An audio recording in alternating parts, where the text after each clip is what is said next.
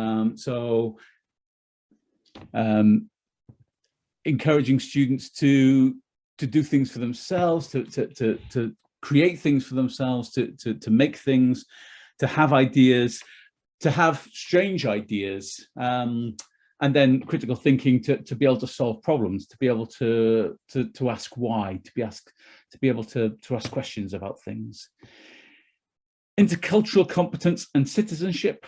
Well, here I'm asking students to, I'm hopefully going to help my students to work out how to behave, but also how to understand people who come from different backgrounds and different cultures and things like that. And of course, you know, English being the lingua franca, that's the way that we communicate with people from different areas of the world. And so it's an important skill to have.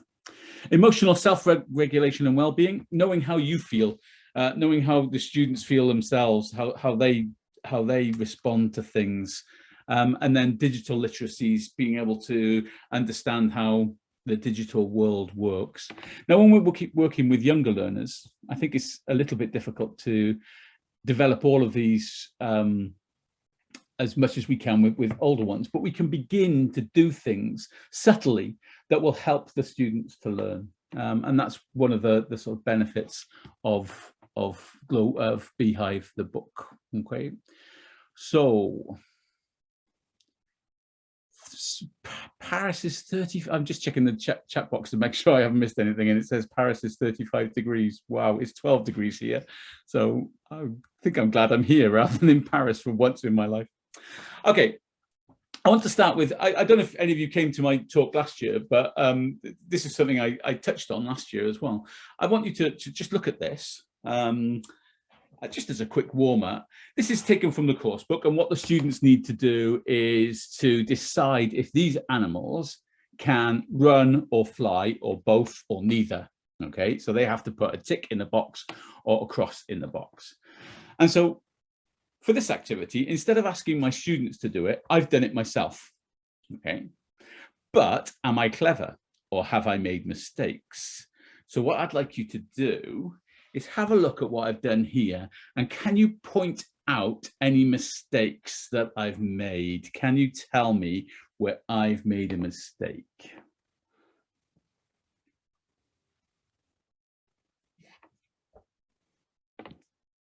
So I use the chat box to tell me if I've made a mistake. Can you see where I might? Oh, whoops, I've done that wrong. Can you see if I've made a mistake? Tell me in the chat box.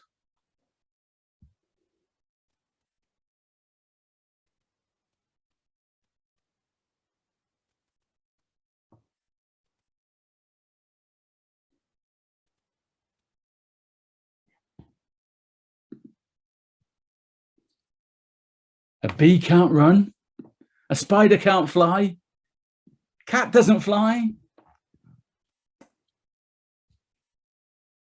Any more? Marie's a little bit, she's like, dogs, ducks, spiders can't fly, can they? Marie, can ducks fly?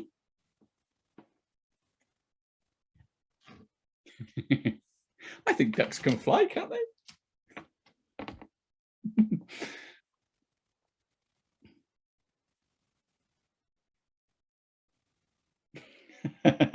You meant cats. Cats don't run, never. Yes, that might be true as well. Cats tend to just sleep, don't they?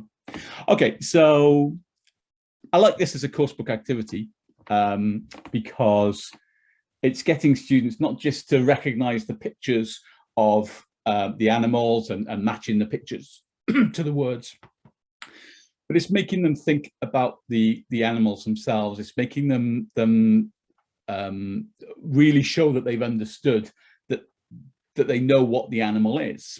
Okay, so it's a nice coursebook activity. It's not just here's a picture, here's a word, match it, okay, you know it. It's making them go a little bit deeper than that. So I like that. I like doing this kind of thing where I show the students my answers and they check me, because it makes them just think, maybe sometimes things aren't what I expect. Okay, and so you've corrected me, and we can then show the correct answers, and we can be happy that I've made a mistake, etc. But I'm just wondering, imagine these are actually students' answers. How will you deal with them? So imagine the students give me these answers. Now, we've just discussed that some of those are wrong. So we've said that a cat can't fly, and a spider can't fly, and maybe a bee can't run. So I wonder if what we would do with the students if they gave these answers. And I think when I started teaching, I would say, no, that's wrong, and correct them. But what I try to do now is ask why. Now, these are going to be quite young students, but it doesn't matter really what age group your students are. If there's a wrong answer, if we ask why they've put it, then we might find out something interesting. Okay. And we might find that they've made a wrong answer for the right reasons, or a right answer for the wrong reasons. And so we always need, I think, to ask why. Okay. What do I mean? Well, let's look at this one, and let's look at cat. A cat can't fly, right? That's what I think. But the student has put a tick there, a cat can fly. So I say to the student, why do you say that? Okay. Now, maybe at this age, they can't tell me in English. They have to tell me in French. But they say to me, there was a cat on my plane when I flew to Madrid. Okay. There was a cat. So the cat could fly. It was on my plane. I flew to Madrid. The cat flew to Madrid. The cat can fly. So in a way, that's a right answer, isn't it? But it's a wrong answer. And so it's the wrong answer, but for a very clever reason. Okay. Let's think about the spider one. The spider can't fly. But the other day in my mum's house, I just noticed there was a spider right in the middle of the room, just dangling there. And it looked like it was flying. Okay. So is it flying? Do we say that people who are on a zip wire or parachutes, are they flying? They can't fly, but they're using an instrument to fly. So if a student said, but a spider can make a web and can dangle so they can fly, then again, it's possibly a right answer, or a wrong answer, but for a really good reason that it's wrong. And so we can talk about those things rather than just saying, no, that's right, that's wrong, because that's what the course book says. So I'm always interested in what the students say. And if they've got it right, I might want to ask why, because they might have got it right for the wrong reasons. And if they've got it wrong, I'm interested in why they've got it wrong, because they might have it wrong for a really good reason. So that's my little warmer.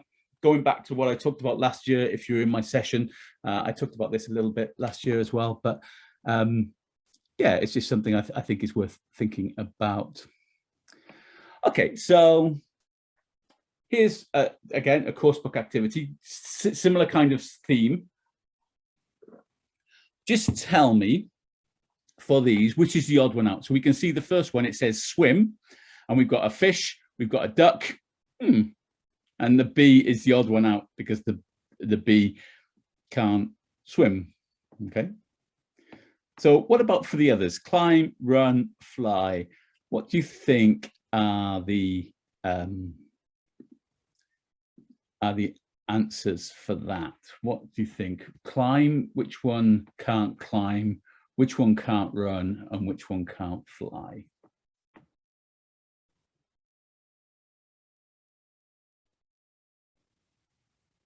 Just tell me in the chat box if you can, please.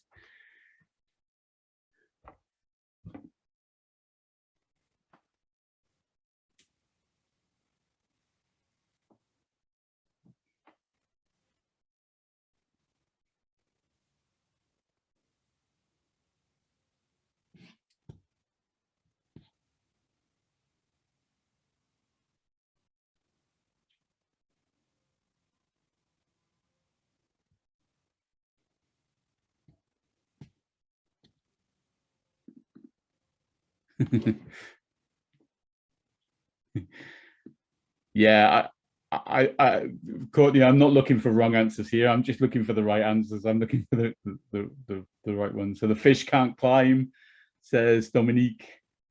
Snake can't run, says Nicolas. And Martine says a frog can't fly, again, unless he's on an aeroplane.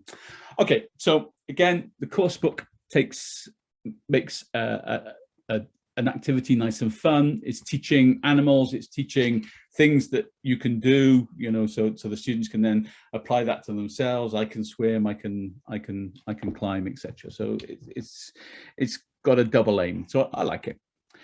But these are concrete right answers. Yes, they're right answers. We can see that they're right answers. So I'm going to now take the coursebook activity and make my own. So with Beehive in the Teachers Hub, there's the flashcards. So I'm going to make my own odd one out thing. Okay, so I've got two here. So I might show three pictures from my flashcards. I've got a frog, I've got a snake, and I've got a fish. And I want you to tell me which one do you think is the odd one out? Which one of these is the odd one out, do you think?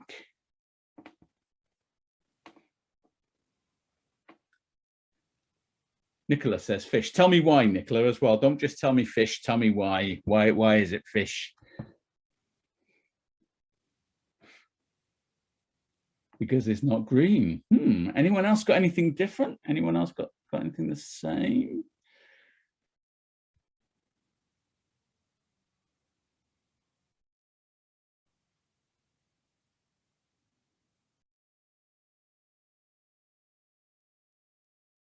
Snake is on the beach.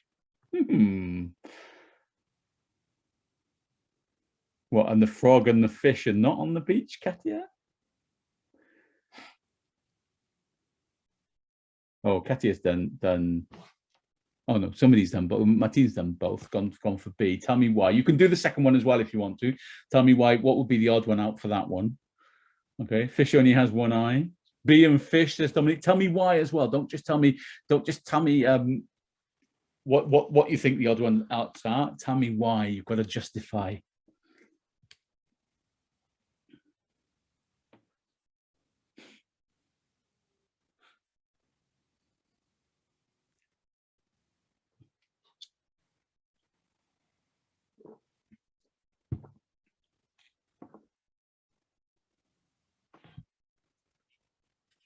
Yeah, dogs and spiders can't fly, but the bee can. Okay, that's it. That's a great justification, isn't it? Okay. Anybody else want to tell me? Bee is in the air, fish is in the sea, the others are on the land. Ah, okay. Yeah.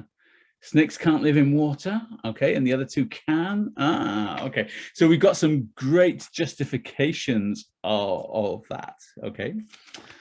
The thing is there a correct answer? And the answer to that is no, there's not a correct answer. There's lots of different answers.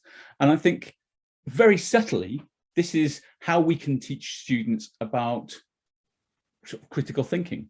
We're not asking them to give us one correct answer that's in the course book. We're asking them to think differently, think outside the box, whether it's colors, whether it's because you can only see one eye and the others have two eyes, whether it's because of their abilities, one can jump, the other two can't. So you could have chosen frog. You could have chosen dog because you keep those as a pet. Katia says that the snake is showing the eternity symbol, so, and it's the only one showing a math symbol, so it's the odd one out. So there's lots of right answers. Yeah, so I want to encourage my students to come up with different answers, not just the answers that are in the course book. So I'm taking the course book, I'm using the course book, and then I'm adding something on. Now with Beehive, something it does a lot is this kind of activity where it says, work together and make up and play a game. Okay, so the students are making games for each other. So I thought we could do that with this one. I thought, let's see if we can Katya's already done this a little bit with the eternity symbol, but can you choose 3? Give me 3 and I'll try and guess what the odd one out is that you think. Okay, so give me 3 and I'll guess an odd one out. So type 3 in the box and I'll try to guess an odd one out. So you can type cat, dog, bee or something like that, and I'll guess the odd one out and you can tell me if I'm right or not. So Katya said dog, cat, frog. I think frog because it lives in the water. That's my guess. Am I right, Katya? Cat is not talking to me today. Yeah, that might be true. Okay, anybody else want to give me 3 that I can try and guess? Dominic says dog, cat, fish. Oh, dog, black, and cat. All right. Oh, they could all be pets, couldn't they? So it can't be that. Maybe I think, Dominic, it's yours is dog because you don't have one. I think you have a cat and a fish. Am I right? Okay, so you get the idea. So if I'm using those flashcards in class, then I can give the students a set of flashcards. They can choose 3, they can put them up on the board, and they can ask the rest of the class to guess what their odd one out is. Okay, even if I don't have the flashcards, they can just say the 3 words, or they can write the 3 words on the board, or they can say them and I can write them, etc. So we're going from course book and we're moving through and doing other things, and we're getting the students just to do some thinking, to not just recognize the word, but to think about the meaning of the word as well a little bit more. Okay, let's move on. All right, now I'm going to give you 20 seconds. Okay, and I want you to look at the picture in front of you. Don't worry about the circles at the moment. Don't worry about the circles with the dots in. Okay, just look at the picture. I'm going to give you 20 seconds. I want you to write down as many things as you can see in the picture. Okay, so you can type them into the chat box if you want to. Just write them down. 20 seconds starting now. What can you see in the picture?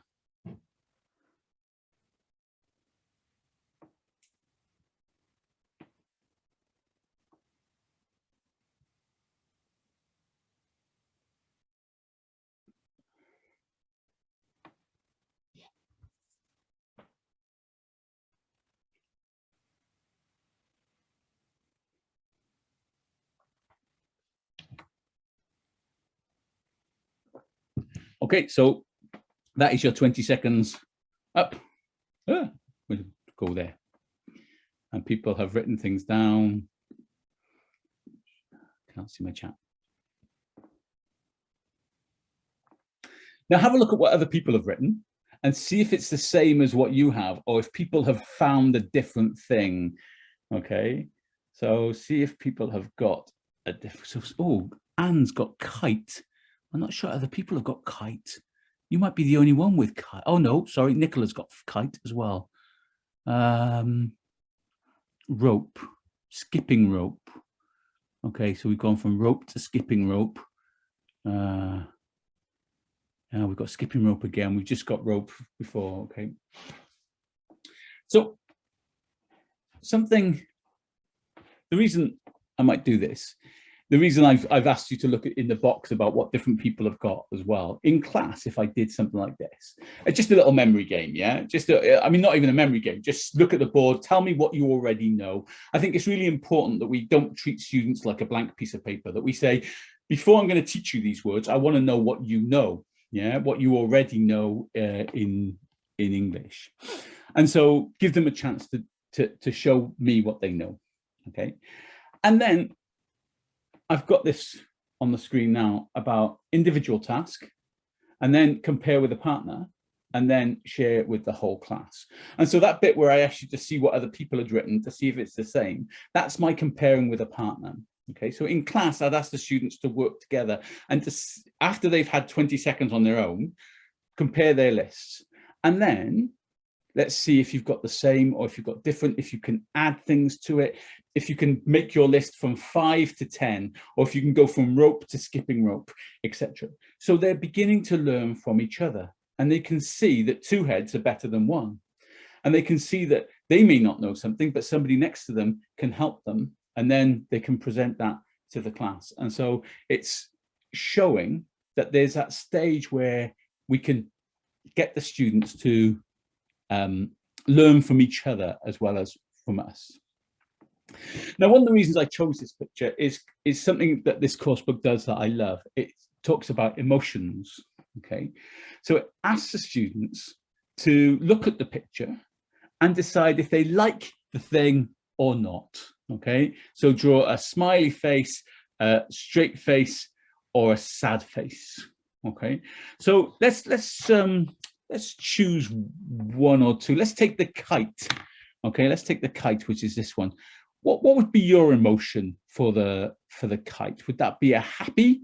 Would that be a or would that be a So give me a smiley or a sad face in the chat box about the word kite. What's your feeling about it? See what people are saying. You know, that's too small for me. I think that's an upside down smiley. I don't know how to work that out. Nicola, is yours a smile? I think it is, yeah. And then Angelica's got an upside down smile, which is fantastic. I don't know if that means happy or sad or frowning, maybe. I think it means very happy. Okay. I love this. I love getting students, thank you. And I love getting students getting their emotions, showing me what they feel about things. So I think this is a really nice thing that this course book does. And it does it in greater detail as well. So again, on the Teachers Hub, on the Oxford English Hub, there's a poster that goes with this course book, okay? And we've got these different emotions. We're teaching them how they feel, so they can talk about different things that they feel, okay? And I love that. I just think that's so important as a teacher, to see all our students as individuals and to understand that they may feel in different ways. A way to personalize this, I thought, might be for them to actually make their own poster. So we could have this poster as a classroom thing on the wall, but then in their exercise books, in their notebooks, they could maybe draw their own. So they could draw how they, a picture of them, or an emoticon about being afraid, being hot, being cold, being happy, being sad, etc. And just have that in their own course books. And so you can then understand their interpretation of these words, okay? And it gives you a feeling. But then you could maybe ask them how they feel every day, every class, or every other class, and they could just open to that page and just tap. They don't have to say it out loud, but they could just tap how they feel in life. And so it's just allowing you to understand the students a little bit. And so that emotions, I think, is really good. And then we can exploit that a little bit more, I hope. So, for example, here is a letter from Cedric, okay? Okay, so here's a letter from Cedric, and the students listen and read the letter, okay? So the first things we could do with this is get students to respond with an emotion. So, dear Benito, I'm Cedric, I'm from Madagascar. What toys have you got? I've got a boat, it's red and brown. I've got a ball too, it's green. I haven't got a skateboard and I haven't got a scooter. My favorite toy is my board game. What's your favorite toy? From Cedric. Okay, so give me another emoticon now in the chat box. Give me another smiley face. How does Cedric, do you think Cedric is happy, or do you think Cedric is sad, or do you think Cedric is somewhere in between? So give me another emoticon to tell me how you think Cedric feels. Okay, what do you think?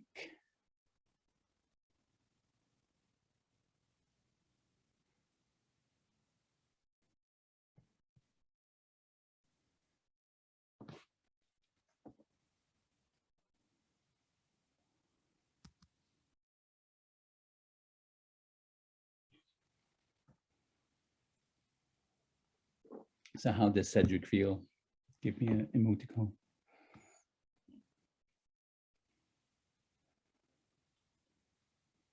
Nicola's a little bit in between. Martine is, I think that's happy.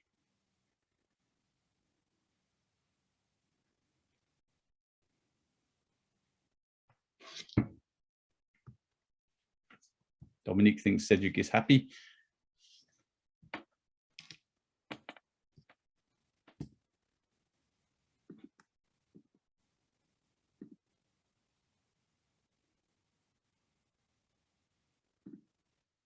Okay, so I'm hopefully getting students to think about emotions all the time. I want to bring those into my class, and I want them to understand things in terms not just of understanding the English, but understanding the emotions as well. Okay, so that's why I would do something like that. Close that up. Okay, well, before I do that, I want to show you something. So here in front of me, I have an F. Okay, let's try and make that look good. That's an F. And then here I have a T. Okay, so I have an F and I have a T. Okay, so for the next activity, it's a true or false activity. Okay, and I'm going to give you some questions about Cedric, and I want you to tell me if it's true or false. So in class, I would give students little scraps of paper like that, get them to write a true or a T or an F on them. And then when I ask the question, they just hold up the T or the F, okay? If you want to, you can type your answers in the chat box, but you don't have to. You can just pretend that you're holding up a T or an F, okay? So we're gonna do a quick true or false quiz, and you have to hold up the T or the F, okay? And I'm gonna do it like this. So Cedric's boat is 2 colors, true or false? Hold up your thing, true or false, true or false, true or false, okay? Cedric has a blue ball, true or false? Show me, show me. I know you can't show me. I'm pretending I'm in class. Okay. Cedric has a scooter, true or false? Show me, show me. Cedric's favorite toy is his ball. Show me, true or false? Oh, sorry, I went too far. Okay, so I've asked those questions quite quickly. It was quick fire, wasn't it? It was probably a little bit too quick for you to type those answers, but I did it quickly, and I got the students, as I say, in class, the students would just be holding up one or the other. True, false, okay? You know what? I don't care if the students have got those questions right or wrong to start off with. What I'm trying to encourage them to do is be bold, to think of an answer, to be quick thinking, to be bold, to be brave, because if we're going to be creative, if we're going to be critical thinkers, we need to be bold, we need to be brave. Okay, so I'm trying to encourage that quickness and not worry if they've got it wrong, not worry what everybody else has said, just holding up those answers quickly. I can see if they're getting them right or wrong, and then we can go back and we can look at them again in more detail later on. But I'm just trying to encourage that boldness, that willingness to take a risk, to get it wrong, maybe. Yeah, it doesn't matter. Okay, they can give themselves a pat on the back if they got it right. They can give themselves a pat, a talking to if they got them wrong. But to start off with, it just doesn't matter. Okay, so it's just a way, as I say, to encourage that boldness. Let's have a quick look at the chat.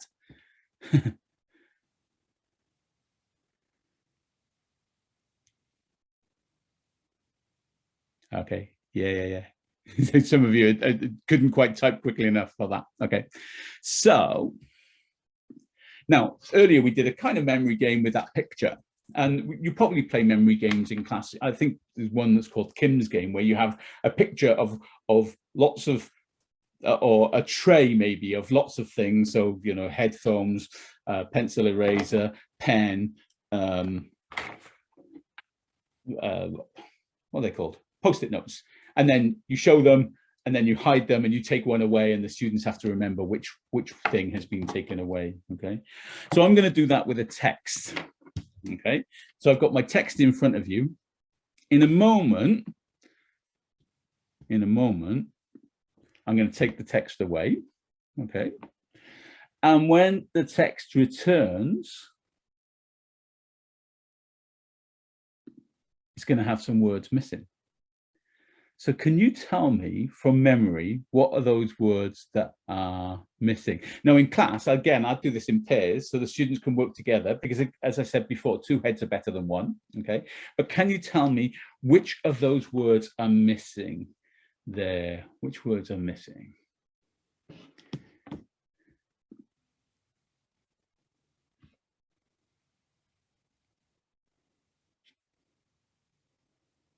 We've got a from Katia. Oh, Nicola's on fire today. Has she got them all right though? She's got 4 words. Oh, we've got a difference. Martine said blue, and everybody else has said brown. No, oh, Dominic said blue as well. Somebody else has said brown. Oh.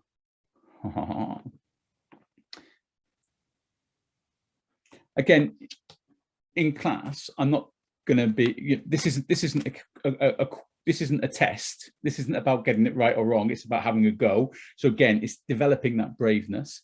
It's developing that kind of logical thinking. You know, if you don't know, some of you said blue, some of you said brown. If you don't know, then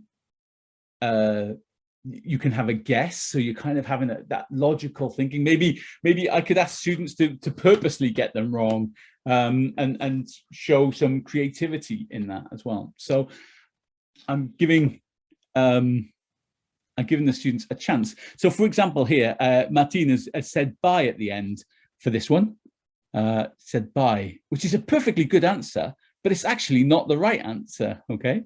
Some of you said brown, and some of you said blue. Blue is a perfectly good answer. It's a clever answer, but it's the wrong answer. So again, I can praise students for different things. That's a clever answer. It's not right. It's only a test of memory, but it's showing students a way to be brave, to be logical, to be creative, etc. Okay, in a sort of controlled way. Oh, now with my older students, as my students, if I was working with older students, so with a different course book, maybe, you know, with a higher level course book, because this is Beehive. All of these examples are coming from Beehive 1, so quite young students, quite low level students. But maybe as they get older, I could start asking them to actually respond to this text in a different way, or to text like this in a different way. So to ask what they want to know about Cedric, what information they would like, and to write questions to ask Cedric those questions. Okay, so that could be something that I do with my slightly older students. Or yeah, if you feel your students can cope with that, then obviously with the younger ones as well. Where am I? Okay, so again, something some of you will know that I'm a storyteller as well as a teacher, and I love telling stories. I love stories in general. I think stories are such a lovely way to learn. And one of the things when I first looked through Beehive, you know, I loved was the fact that there's so many different stories all the way through it, running through it. So the students are getting that English in the context. They're getting a chance to see the English. Now I'm going to try and do something. I hope it's going to work. There, I'm going to go there. Share. Okay, so this is actually the course book. This is the classroom presentation tool that I've got in front of you now. I hope you can see. And you can see that the first activity that it says here is to talk about the pictures. Talk about the pictures. Now, one thing that is a little frustrating is that the students might end up reading the pictures, reading the words, as well as just looking at the pictures. I want the students just to look at the pictures and just to enjoy the pictures and to try and predict what's happening. Okay, so something I can do is I can show the video. Oh. But I'm not going to show you the video with the sound up. I'm going to turn the sound off. Okay, so all I want you to do now is just watch the video and try to guess what you think is happening in each of the shots of the video. Okay, so just guess what you think is happening.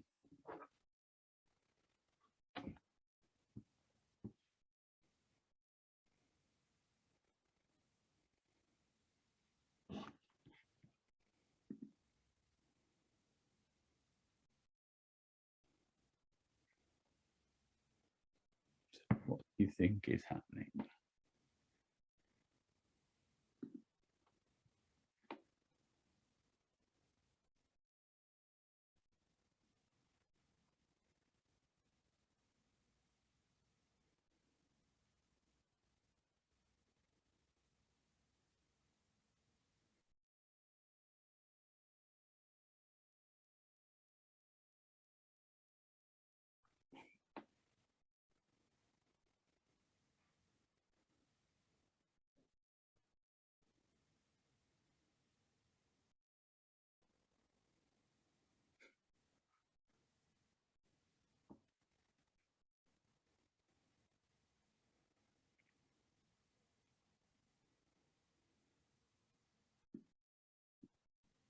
Okay, I won't show all of the video, but I'll just show that first minute or so of it. So just in the chat box, just tell me what do you think is going on? What's happening? What's the girl trying to do?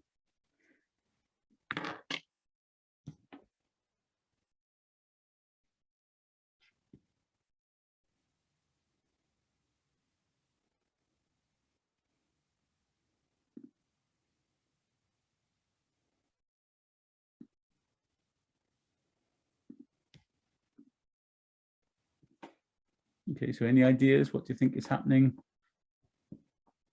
Dominique, little girl tried to reach for the moon. Can't catch the moon. I can't touch the moon. Can't catch the moon. Touch the moon. Yeah, Marie Pierre. Oh, I can catch the moon. Touch the moon. No, you can't. Oh, I see. Yeah, that's nice.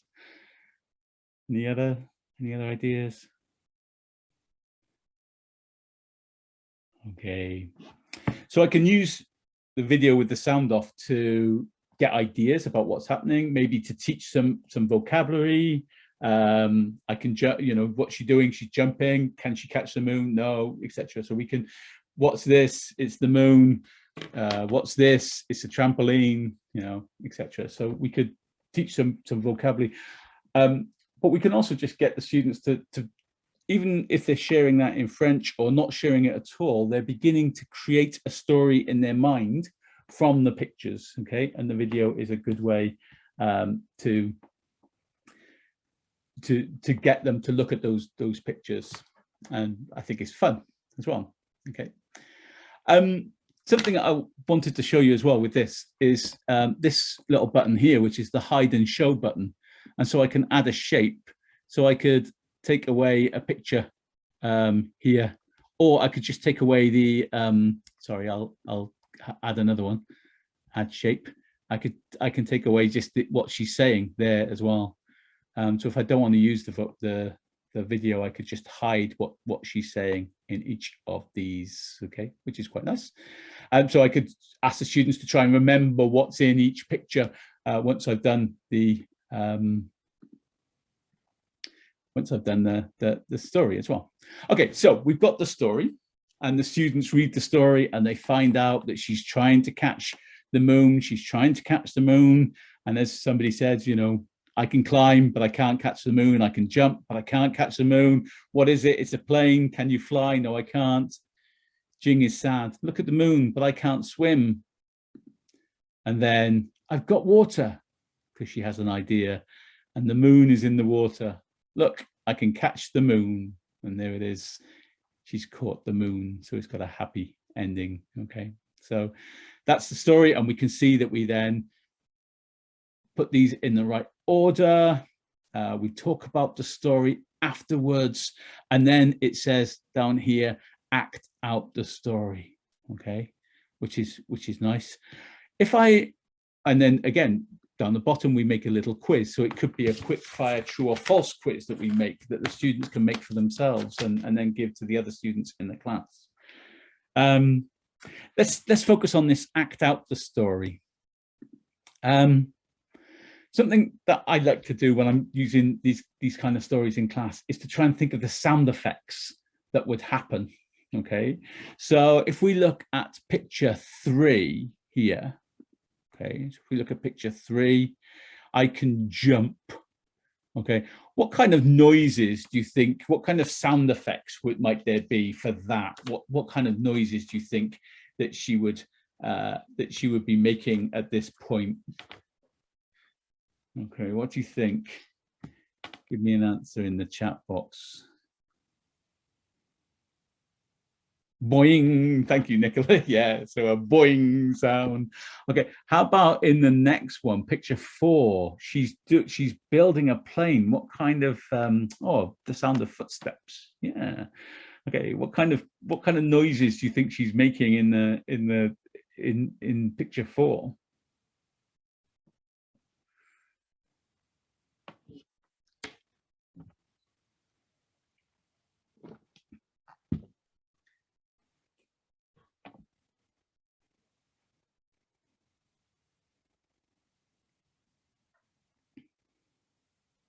Any ideas?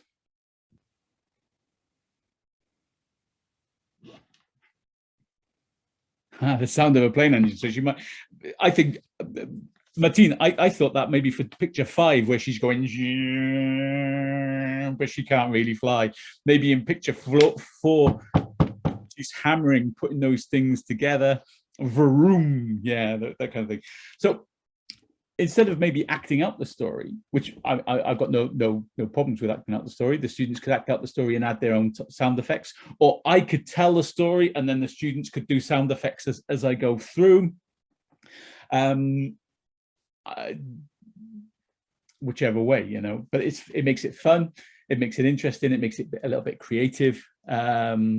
So it's just a different way of doing that act out the story, which is in the course book. So I hope that seems like a nice idea to you. Where am I going? Let's go back to my PowerPoint. I can find it. There, that one. Okay, so yeah, so we've got this talk about the pictures. We can use the video to help us talk about the pictures, and then we've got the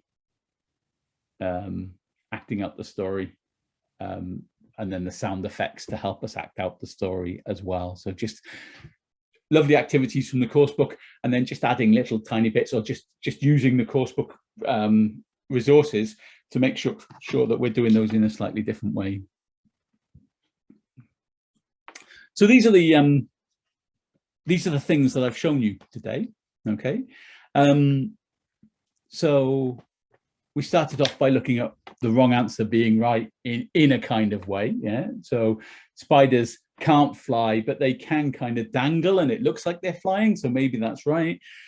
We looked at using the odd one out from the course book and then adapting it, becoming a teacher activity, and then the student's activity. And as I said, one of the lovely things about this course book is the way that it is encouraging the students to make these activities themselves all the way through.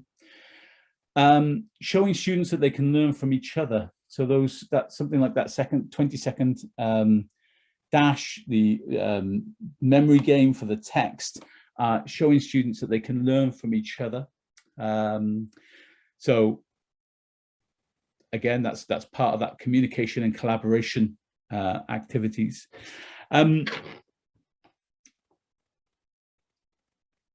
Then we've got the looking at emotions.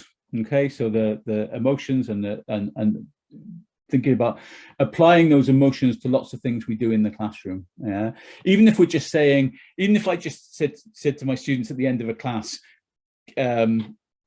have one of these each, give me a smiley face, tell me how you felt about the class, tell me how you're feeling. You know, I can see how my students are feeling at the end of a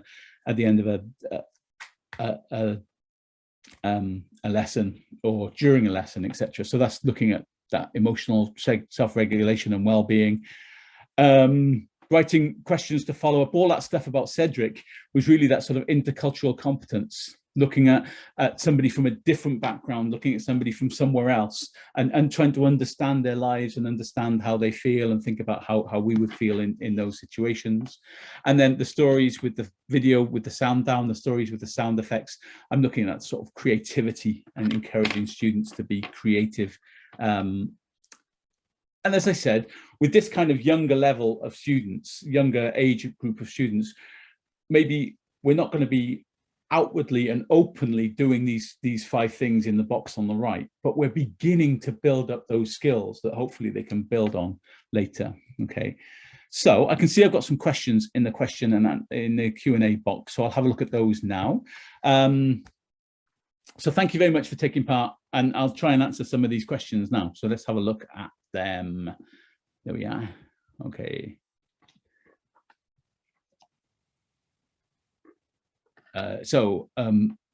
Andre, you're talking about getting students to talk. I think with this age group that I've been talking about today, well, with any age group, I think it's just giving them the confidence and giving them the space to talk, which means giving them a reason to talk, giving them some thinking time, giving them some the opportunity. So I was talking about, you know, getting students into pairs, so encouraging students to work in pairs and have that opportunity to talk. We can't make our students talk, but we can create the right conditions for them to talk in. Katia, Courtney will answer your question. I'm sure she will during the break or just after I finished talking. So she'll come to that.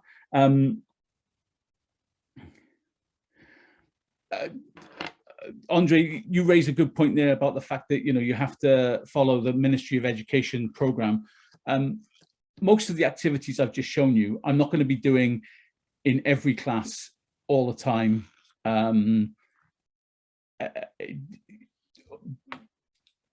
know, all the time. I'm not going to be, every time I do a story, I'm not going to be showing that video beforehand, etc., etc. I'm going to be, I'll do some of these things some of the time, just little extras.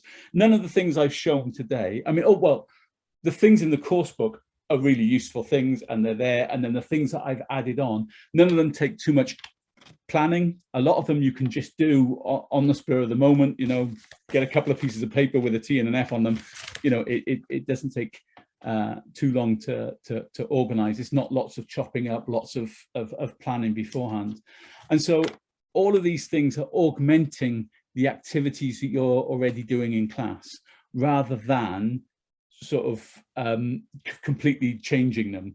But it's just, even if we're preparing students for exams, they still need to be, it's not just about preparing students for exams, it's about preparing them to be able to use English after the course is finished. And you asked me where I teach. I teach in lots of different places. I'm a freelance teacher. I go into lots of schools. My main job is as a teacher trainer doing this kind of thing, but I'm always in the classroom as well. Sometimes with, so next month I'm going to be working with native speakers of English in a school in Cardiff, but then in the summer I'm going to be working with Chinese students in a school in Swansea. So yeah, I work with lots of different people all the time. I hope I've covered those questions. Let's have a look if there's anything else. Martine says it's not easy to deal with learner shyness. I think that's right, and I think sometimes we just have to allow students to be shy. You know, quite often I don't think we can make a judgment about students, because quite often our shy students don't say anything, but they're getting all the, you think they're the weakest because they're not saying anything, but then they're getting all the things right in a course book, you know, when they've got to fill something into a gap or something. So it's difficult, but hopefully we create the right environment. Anyway, Courtney's turned her camera on, so I'm going to turn mine off. So thank you very much for taking part in that first session. I'll be back in about half an hour with the second session. Yep. So thank thank you. I hope I've given you some ideas to use with you for you in the classroom. I hope I've given you some insight into what Beehive looks like, and I'll hand you back to Courtney, and I'll see you in half an hour. So thank you very much. Thank you, Gareth.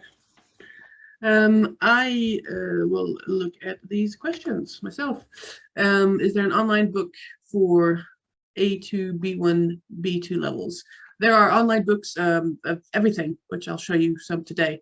The systems, it's part of what I wanted to show you anyway, so I will do that. But just going back to what he was saying about speaking, I think using a course book like these from an early age is going to help them get used to speaking and having it be part of you know, what they do in school anyway. A language course is a speaking course, and maybe they're not called on as much to speak in their other subjects, but a language course is the course where you go in there and it's from the very beginning get them to start speaking, and it's always got to be at their level. It's extremely, they're learning the language, they've got nothing to go with. We can't expect them always to have ideas and the language and have everything all together. So if you go back to the first exercise that we did with Gareth, just very simple, the names of the animals, or maybe it was images, I don't know, then run and fly. It's a very simple activity that can be put into place very easily and directly have the kids communicating on even a very basic level with reading and speaking, just getting used to participating in an active way in the classroom. And starting out doing that sort of thing in a primary class is going to carry through with them to, you know, to then when they get to your class, Andre, and they're in high school or lycée and they need to speak. It's just always been something that they're used to doing, because I get a lot of comments about how they're not used to speaking or this or that. Well, it's got to start in the primary, but at their level, on a basic level. Voilà, I guess I would say that. I don't know if you have any comments about that. So yes, Katya, we will look at the online systems. You prepare pupils for the French baccalaureate. What do you suggest, since we have to follow the French Ministry of Education program? That's tricky, to be honest with you. I have some people who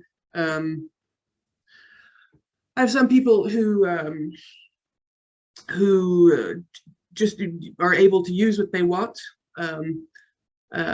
because to be honest with you, the books, they do fit it quite easily, yes and no. It's just they don't have the exact terminology necessary of the notions and the themes and things like that, because the themes are things that are all very common for secondary students to learn. Some people can get away with it, some people can't. It depends on the budget, it depends on the school, etc. There's a book called Oxford Discover Futures, which is an Oxford book, which I think fits very well, or inside as well, the French program, but it's not a French publisher. So if you have to use a French publisher, which isn't always the case, because we do sell these books across the country, it's a question of what you're able to do at your school. Bac professionnel, do you do general or professional English? Andre? Is it general or professional? Because, I mean, there's all kinds of different professional books out there for English. If you'd like to get in touch, there's I'll note down your name and I'll send you some links for things to check out, because there's some series for ESP which could be interesting for you.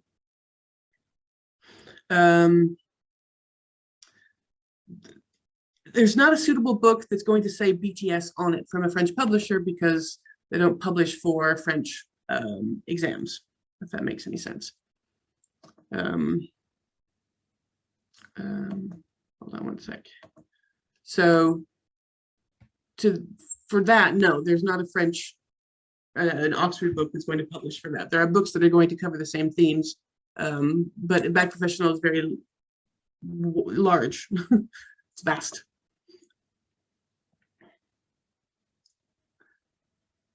We can get in touch, and we can go through different options for you if you'd like.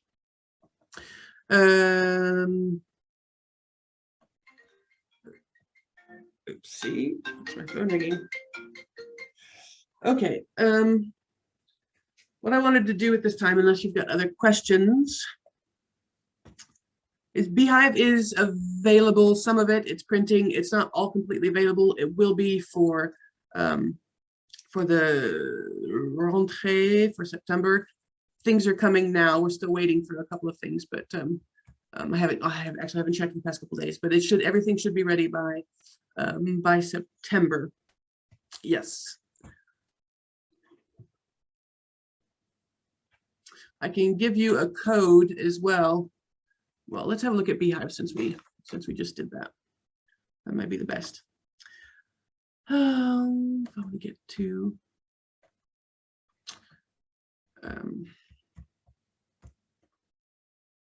if you're curious, I can send you a link to this. I've done a video on Beehive myself, which goes through the different components and more specifically a presentation of the course book itself. But what I can do is I can arrange for you to have a code to get into what the new OUP platform portal hub, which is called Oxford English Hub.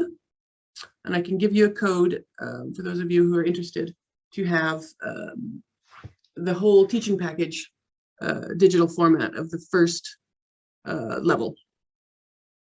So as soon as it comes up, Beehive here. Oh goodness, what's going on? That is going crazy. That is very strange. Hold on, maybe it's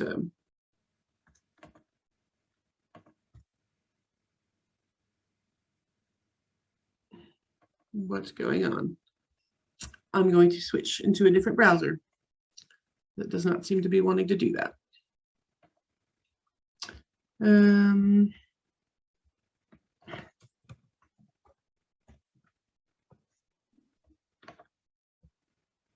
Courtney, do you want me to share mine? No, I'm gonna just go here, Oxford. Okay, hold on one sec. Okay. There we go. Up, Oxford English Hub. We'll get there.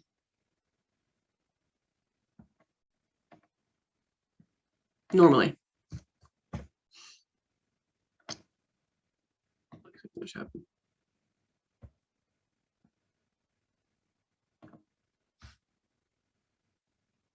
There we go. Maybe the Google will work better. Sign in.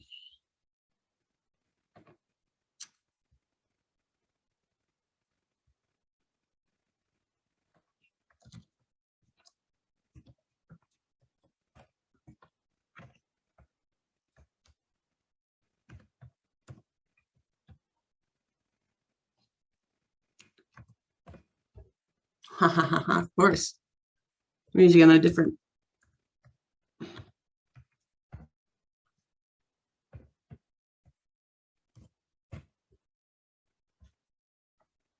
Here we go. Apologies.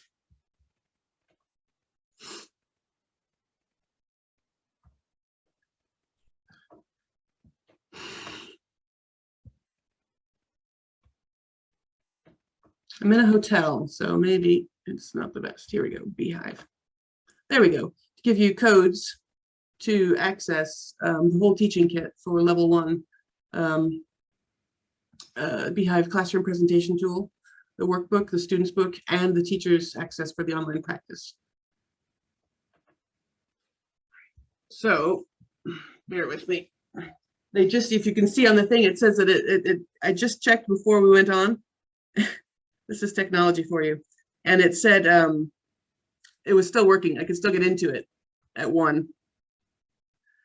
6, 5, 8. So I got codes ready just in case. This is not going how I planned, though. Because you can't put the codes in until it's ready.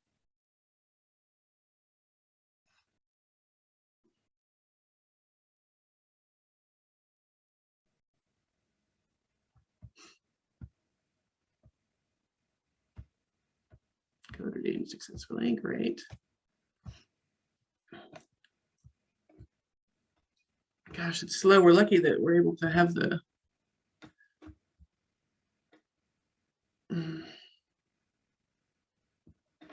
So the teacher's material, we'll do that first. If you go into this is the Oxford English Hub. So the hub basically is that you have, as a student or as a teacher, all of your materials in one place. So this is the place. The students' books come with online practice, and you can create a class, call it whatever you want, create a class. And then when your students log in, you give them this code and they can be automatically signed into your lesson or to your class. And they have all of these things. So the online practice unit 1, all of these things. There are 24 activities for unit 1. And that's plenty, quite a bit. And they are drag and drop. There's audio. They try to make it as interactive as possible. There's video to react to, flashcards, read and match with the audio. Here we listen, look, and match. So basically, lots of different ways of doing the same vocabulary, because obviously the more they hear it, the more they see it, the more they read it, the more they use it, the more they're going to retain it. And then, so it's all corrected for you. And then the students, for each of the students, you get a little graph like this that shows you color-coded scores on their grammar, the vocabulary, their listening, how much time they spent on the site, percentage of activities they've done, etc. And this platform is available for all of the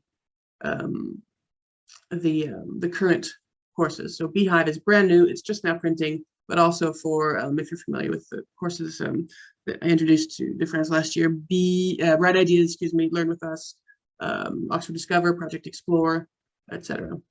So all of the books have this platform and expired on, let's see here.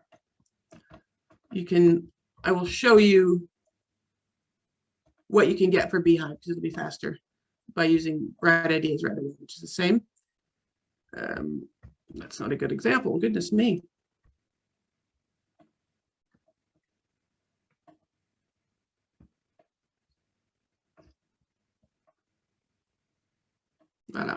You get a digital book like what Gareth was using during his presentation. This is a different primary course called Learn With Us. And I can give you codes for that as well to check it out. We've got all the audio and all the video.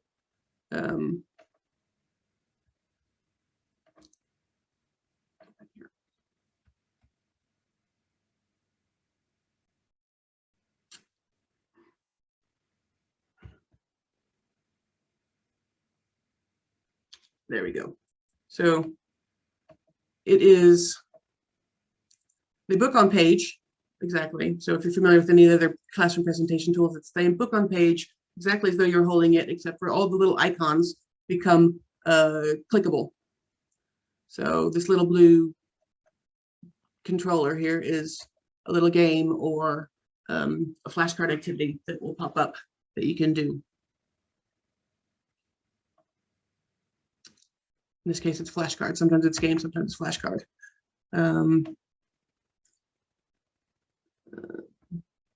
Listening bar pops up automatically. So these are tools that you can use in a classroom. Obviously, with kids have their books, you can project it and you can use it in the classroom, but also, as I'm doing here, you can use it for online classes as well. A fun little feature that I like about these, let's see if there's a good example of it. We do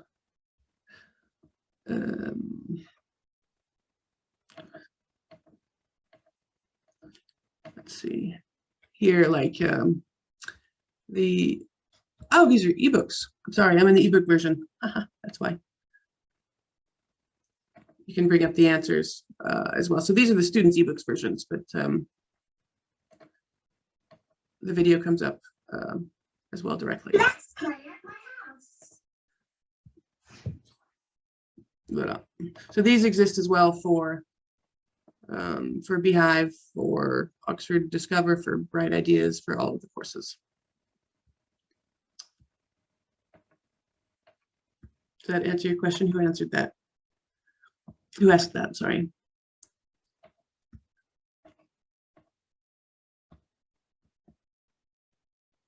Amy, yes, I can make sure. Yep, you can all have, they'll be able to ask for it when I do the feedback for it, so everybody can take a look. And the other courses as well. Questions?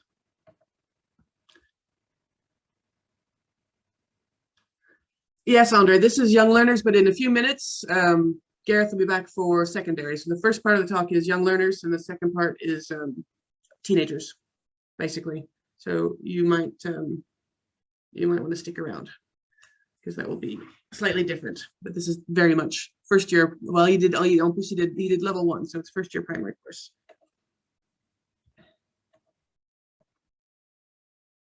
Right on.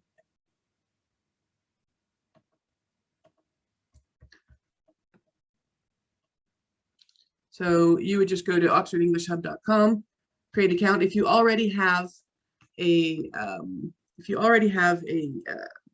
Oxford ID, because you're using other Oxford courses on other platforms, you can use those same login details because the system will recognize your email address. And then you just go in, redeem a code, and put it in where I put it, and you will have access.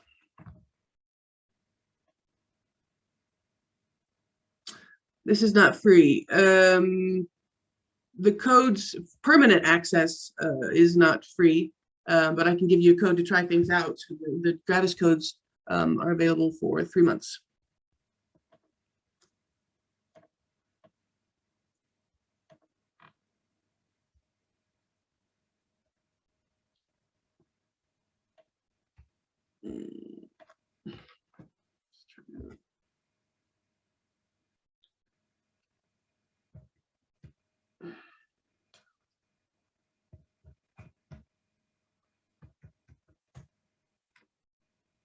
Bring another one up.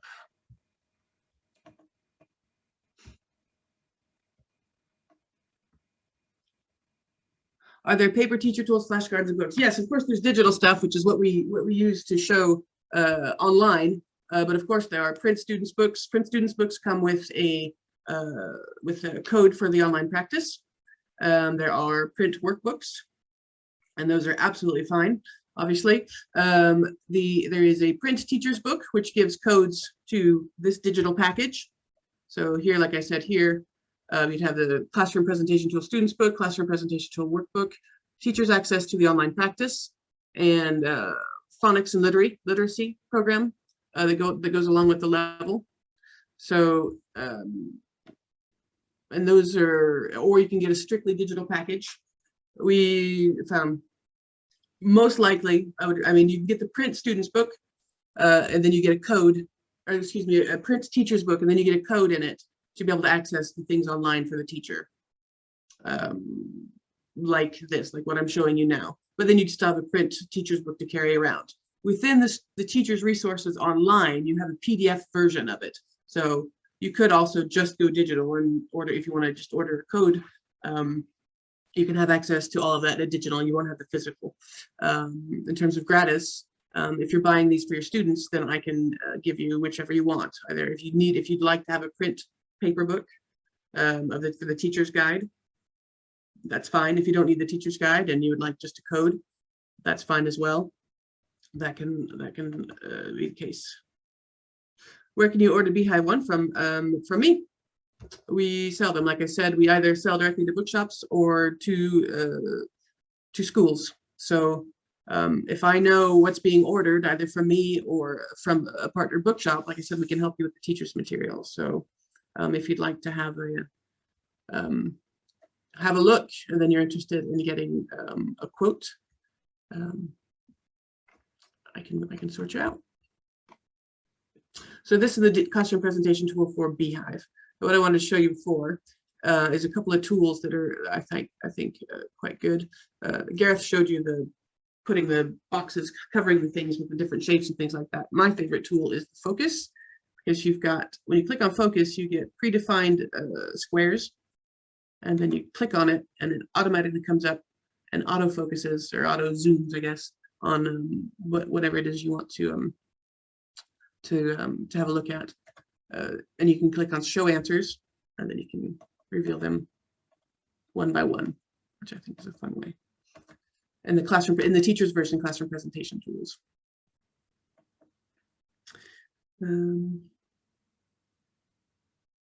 Let's read.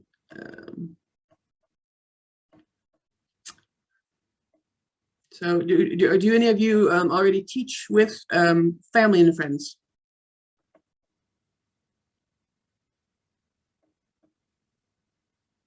It should look fairly familiar. There's the thing we did with Gareth. What's been brought up to date is the methodology of the language program itself. The syllabus is going to be similar, the same. What they've added to it is obviously more modern images. The last Family and Friends was published in like 2012, whatever, so it was written in 2011, whatever. So it's more up to date. The digital package obviously is more 2022 than 2012. So it's full, it's complete, you've got more than you could need. And then they're adding things these days with like what we're talking about today, global skills and sort of teaching the whole child, and not just focusing on language, but focusing on making them better students, on being more aware of their emotions and sort of living in the world.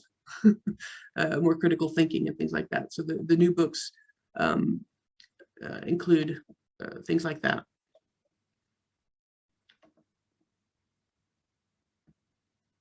Do I do presentations in French? I can do presentations in French.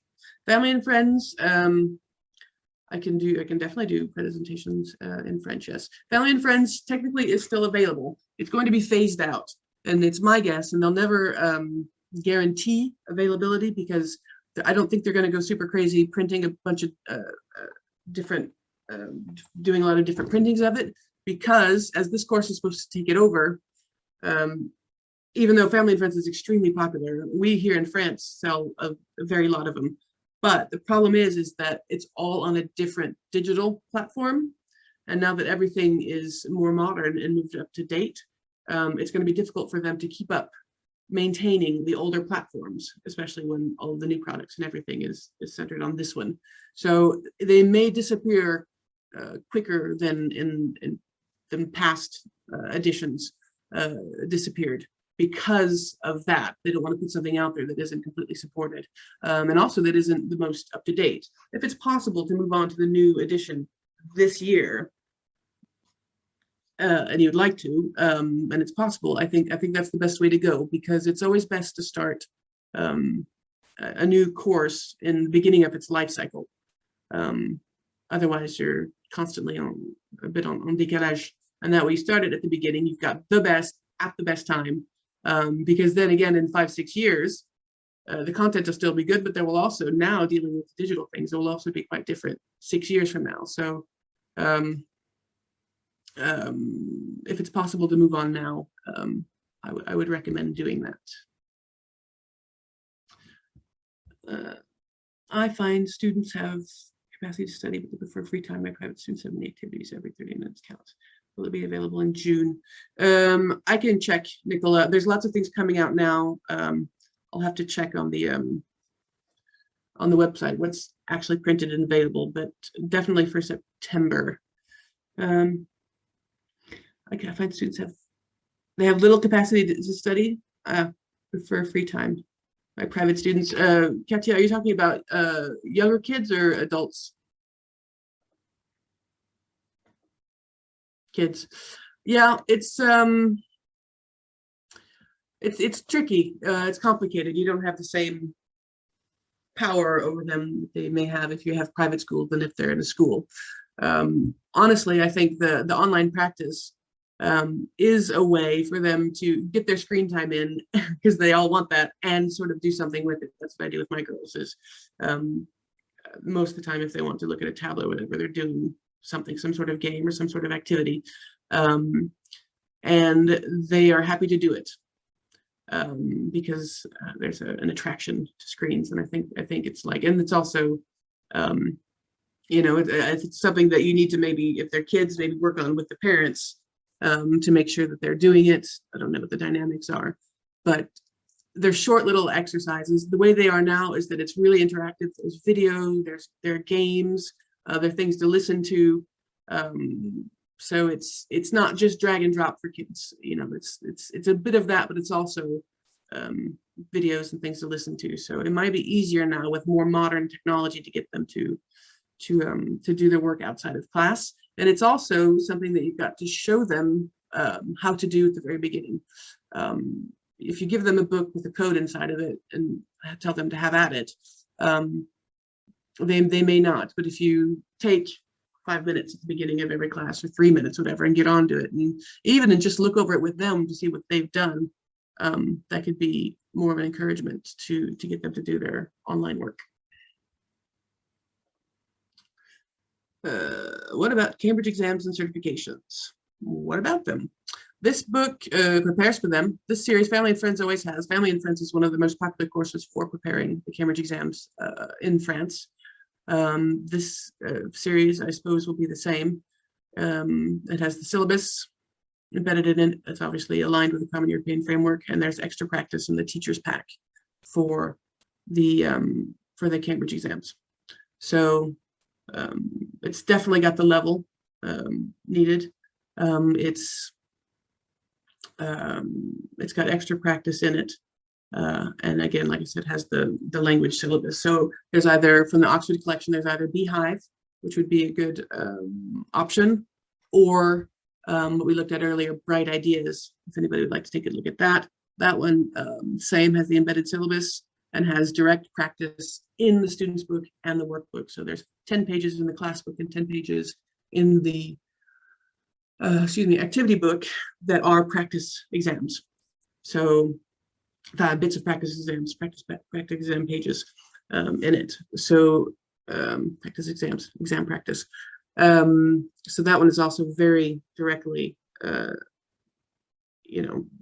used for preparing the exams. In terms of levels like any other, like most primary books that do it, levels 1 and 2 prepare the pre-A1 starters. Levels 3 and 4 prepare the movers, and levels 5, these go quite high. So levels 5 prepare the key, and technically the level 6 of these two series, Beehive and Bright Ideas, prepare for B1, but obviously wouldn't have necessarily maturity to sit in the B1 preliminary, but the levels do quite high, go quite high. So if any of you would like to take a look at Bright Ideas as well, the difference between the two is, here I am going on about primary titles. You've got, of all the primary titles, you've got two pre-primary titles, Maternelle Jump In and Mouse and Me.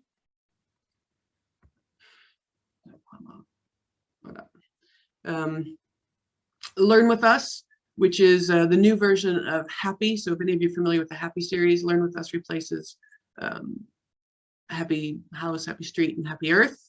Those are quite popular as well. Already in France, Happy sells very well, and now Learn With Us is starting to pick up. Again, I don't know how long they'll be available. New courses are coming in, and I think, like I said earlier, they'll be going away quicker than they did in the past because of this digital component. Beehive and Bright Ideas, like I mentioned. And then Oxford Discover is another primary course that is very high level. Almost, it's used in France here quite a bit in international schools, or schools where they have a lot of hours of English.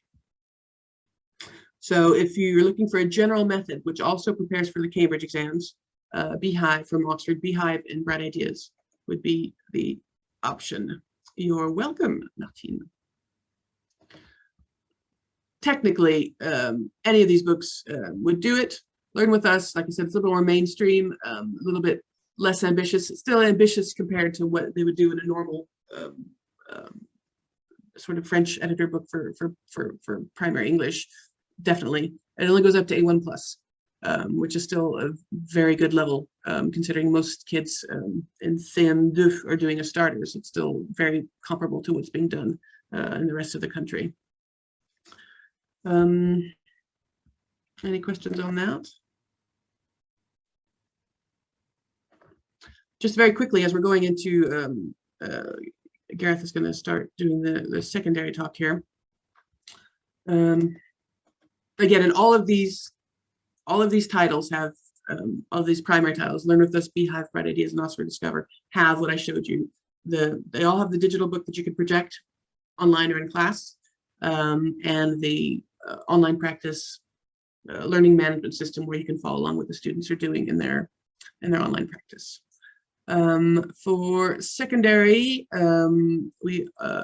there's Project Explore and English Plus, which are sort of lower secondary.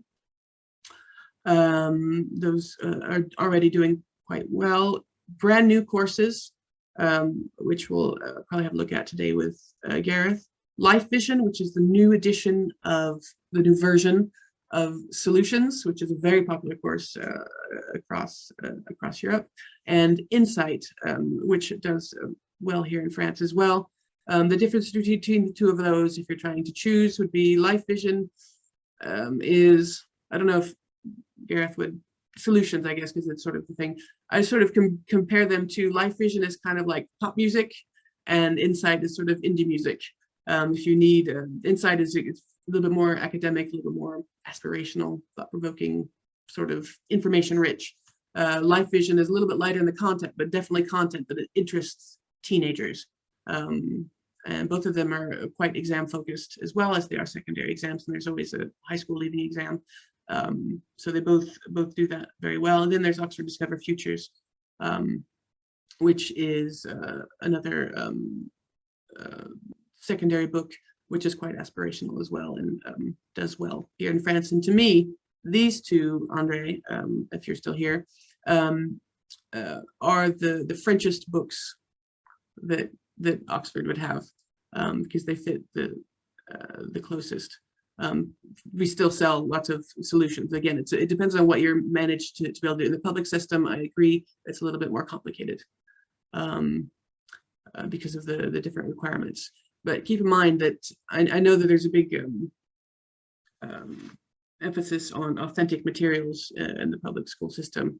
And I would just say that authentic texts can be found everywhere. And also the material, the subjects of the contents in the books are authentic. I mean, they're all Googleable things. They're all real things. So there's always extra work that you can bring in with around these books to make it work. And then something perhaps more recent, because once it's in a published book, it might be authentic, but it's not necessarily recent either. So there's always ways you can bring things in and tie things together. So those are for the primary and secondary, that's the current OUP offering. Which one is more indie? Insight and Oxford Discover Futures would be more independent indie.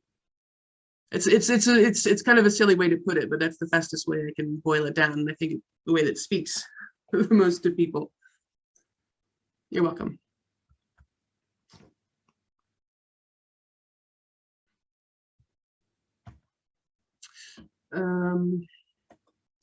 Any other questions? Otherwise, in terms of materials for preparing exams, what we've got from OUP is, like I said earlier, Beehive, Bright Ideas in terms of general course books, embedded syllabus, extra practice, definitely the level, everything you need. There's also a course called Get Ready for Starters, Movers, and Flyers. So separate book for starters, separate book for movers, separate book for flyers.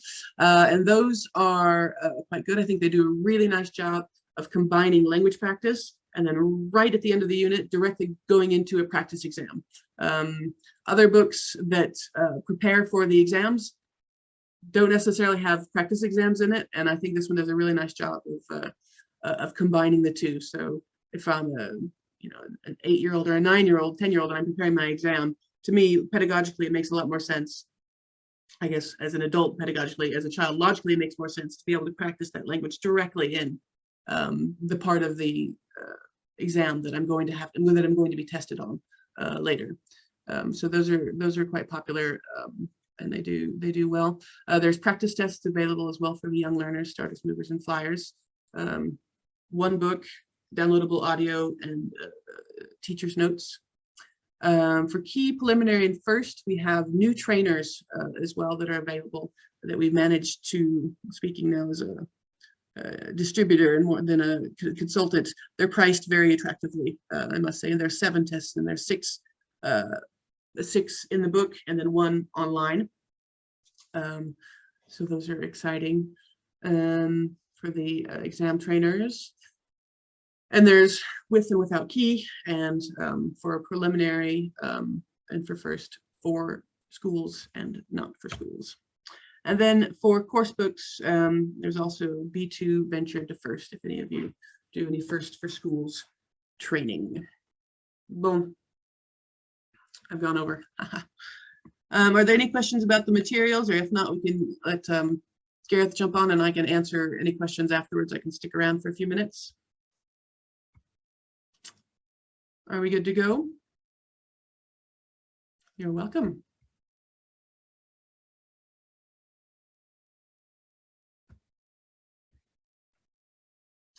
All right, Gareth. You want to hop back on?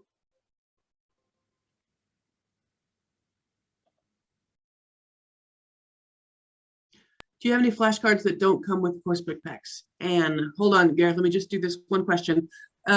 Everything comes as a pedagogical pack. Now, the classroom resource packs are sold separately. So technically, you could just buy a classroom resource pack. If you buy the books, I'll give it to you. But you could, I mean, because it's, I mean, they're in a primary book, there's normal flashcards, colors, toys, food. They're not that different, but it is nice to have them all done up for you rather than print them out. But most courses are a complete pedagogical pack where you've got the student's book, you've got the activity book, you've got the teacher's book, you've got all the digital, and you've got the posters and the story cards and everything that goes along with it. But each of those things are sold separately. So I guess, does that answer your question? So yes and no. Yes and no. All right. Thank you, Nicola. Bye. Okay, sorry about that. You're good to go. Okay. Okay, I don't thank know. you, Courtney. Now that I've got you, just a question. How do you feel about my pop music and indie music? Yeah, I was gonna comment on that. I think that's a really nice analogy. Actually, that's a nice way of putting it. The you know, insight is a little bit more challenging, a little bit more deeper. Yeah, a little bit more specialist, you know. So yeah. But yeah, it's a really nice analogy. So and I'm going to pick up on something else you said there as well, because Courtney was talking there about everything in these course books being Googleable and everything being you know, authentic. Not necessarily an authentic text directly, but certainly an authentic, you know, authentic topics and things that you can find out more about. And that's really where this session comes from. It comes from the fact that when you're teaching with a course book, especially a course book that has these real life, real events in them, we can encourage our students to do so much more. This session also came from me teaching online last summer, where because I was teaching and all my students had computers in front of them, I found that they were getting to answers before me because they were Googling things and they were finding things out for themselves. So that's kind of where this session comes from, and I'll give you a bit more sort of information about that as we go through. So the aim of this talk is to show how we can use our coursebook as a springboard into research or into promoting learner agency to help, again, to develop global skills. So the same kind of skills as I talked about in the first session. So I want to start with this picture that I've got on the screen. Three, I don't know, how old do you think they are? Teenagers with their phones, and they've all got their phones in their hands, and they're all typing something on their phones, maybe typing messages. How does that picture make you feel? So just send me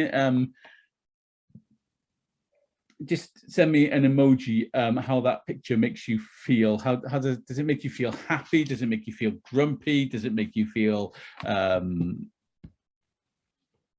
disappointed? There's a word from Courtney, disappointed. Anything else? Sad for them. Yeah, and that's a good yeah,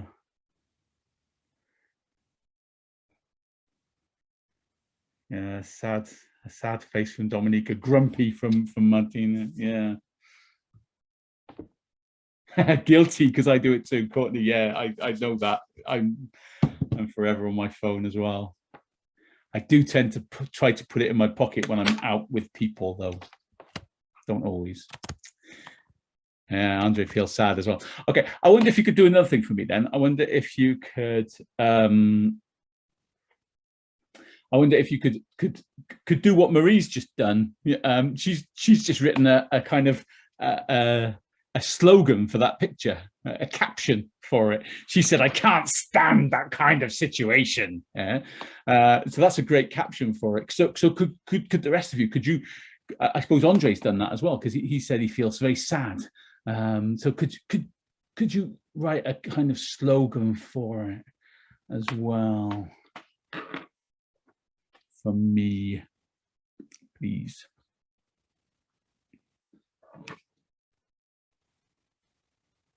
They should look up to the world more often. What's wrong with the world?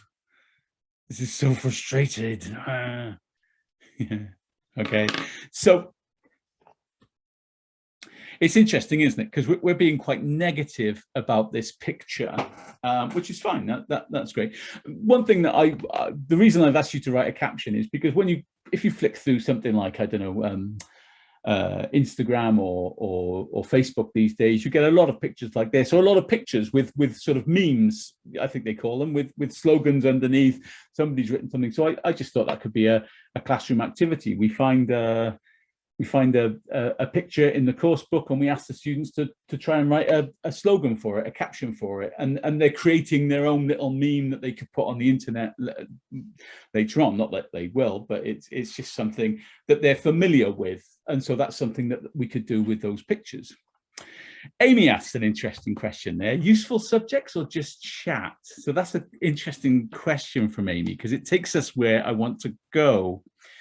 So I wonder if you know what links Breakfast at Tiffany's with the Bond movie Die Another Day.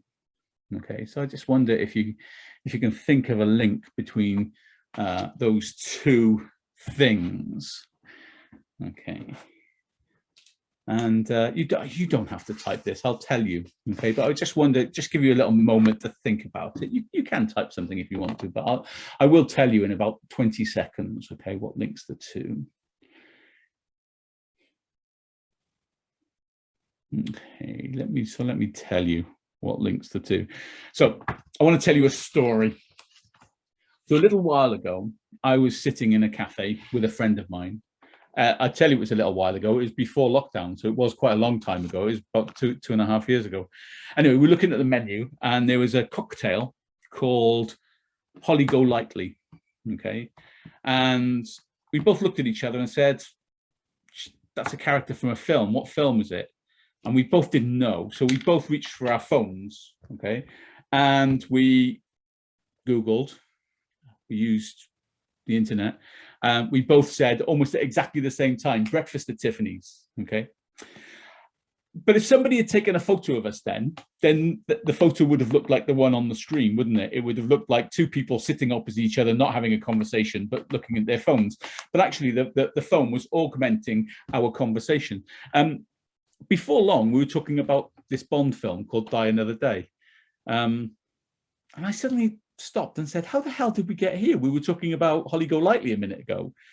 And we went back, and we realized that during our internet search, we discovered that there was a cat in Breakfast at Tiffany's. That in the credits, if you watch Breakfast at Tiffany's, at the end, when all the names go up, there's a credit for the cat, okay? And it just so happens that that cat was also in the 1960s TV series of Batman, okay? And in one of the Catwoman episodes, alongside Eartha Kitt playing Catwoman, okay? And of course, Halle Berry also played Catwoman in a Batman film, and Halle Berry was in Die Another Day, the Bond film, and that's how we got from one to the other, okay?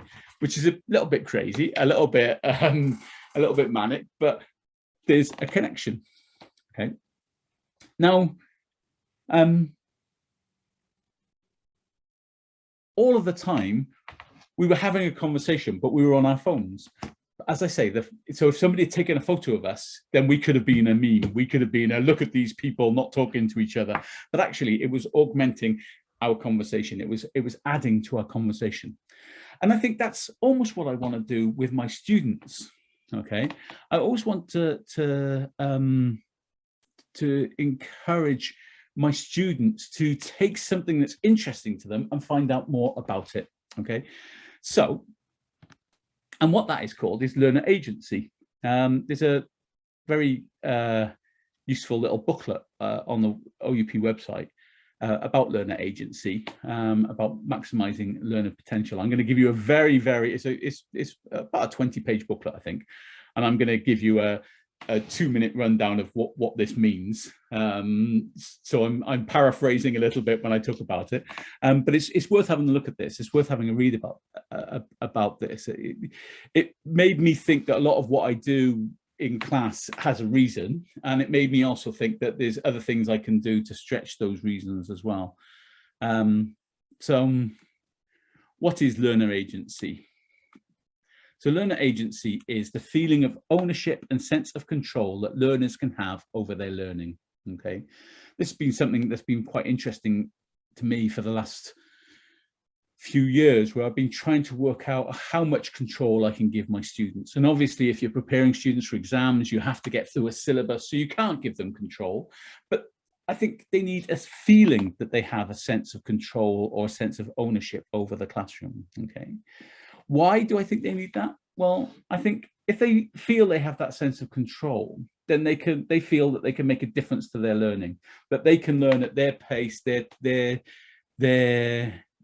with their interests, rather than just having to do what the teacher says. And I'm sure, I mean, I have a memory of learning sort of O-level, shows how old I am, sort of a GCSE level English in my state school in the UK, and being told I've got to read a book that I'm going to be examined on at the end. And that book was 1984 by George Orwell.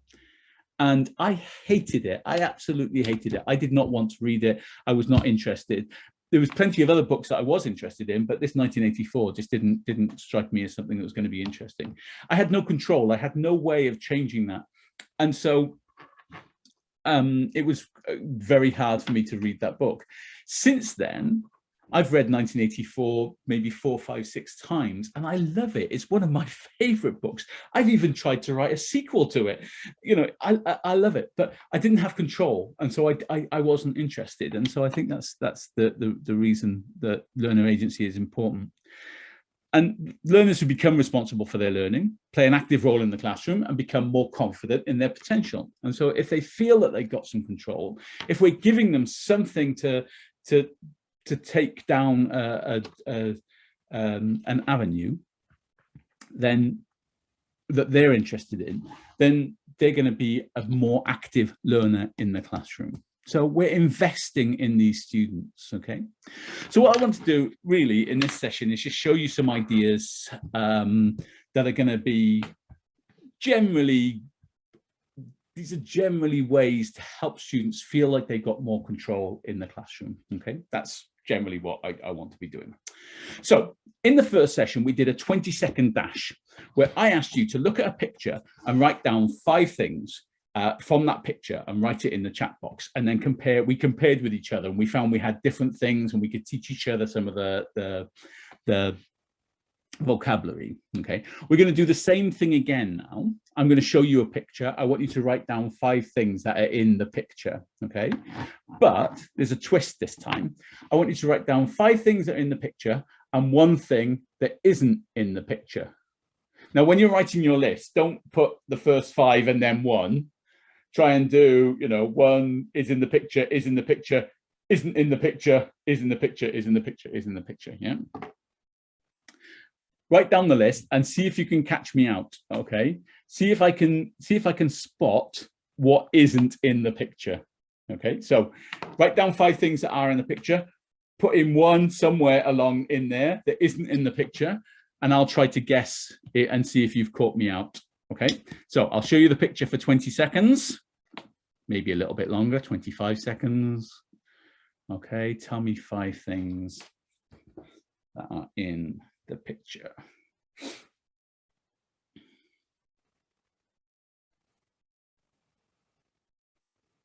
Remember, don't just put the thing that isn't there in at the end, because I'll notice. So put it somewhere in between.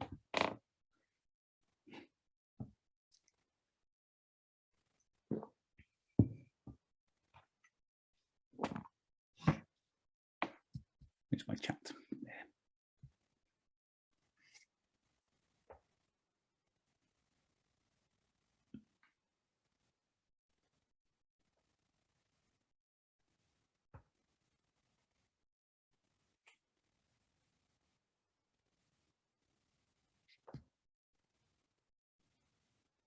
Okay, so write your things, send them to me, and let me try and guess what isn't there.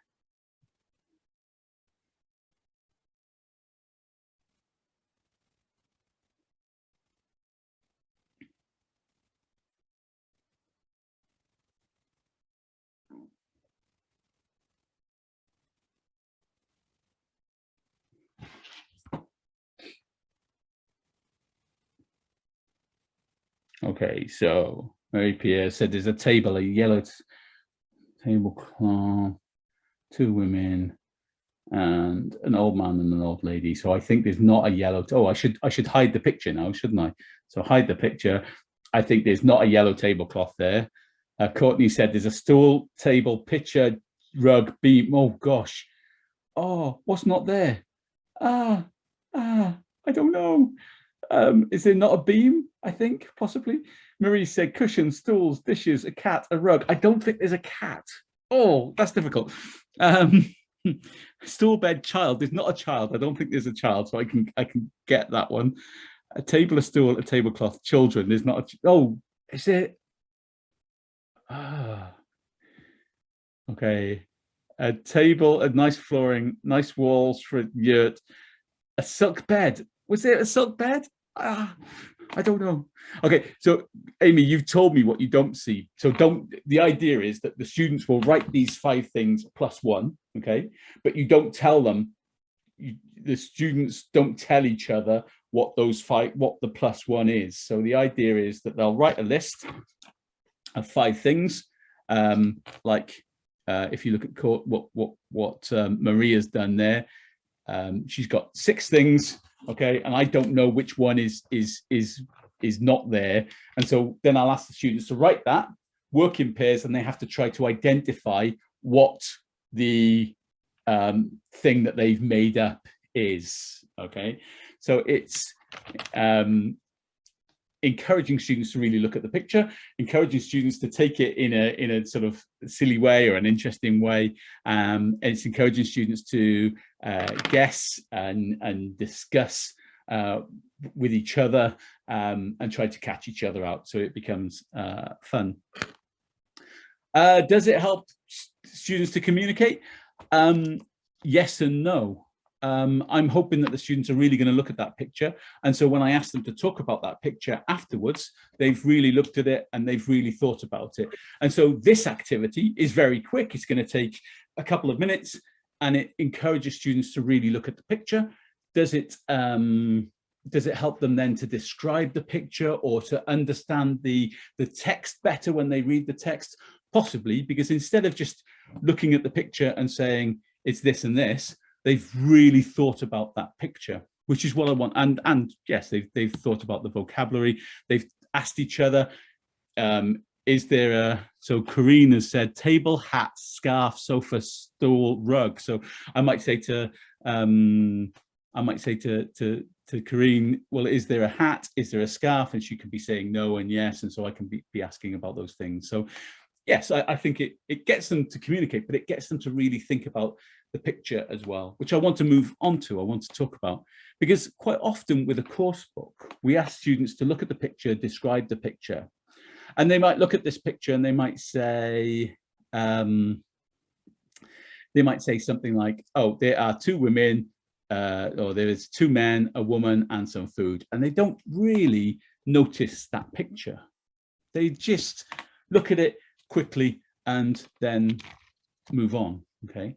I want students to really notice the pictures. I want students, when they look at a picture, to really take an interest in that picture, because I think it can really help them to see the world. We were talking about cultural, intercultural things earlier on. And, you know, I want students to really think about a picture, not just look at it and describe it quickly. But if they're going to use that picture to understand the text, then let's focus on that picture. I also want to give my students some choice. Now, I probably wouldn't give them a choice of 6, but I might give them a choice of 2, and I'd say choose one of those pictures, one of those questions, and then with your partner, tell your partner what you've thought about with that picture. Okay, so it might be that you've chosen the first one.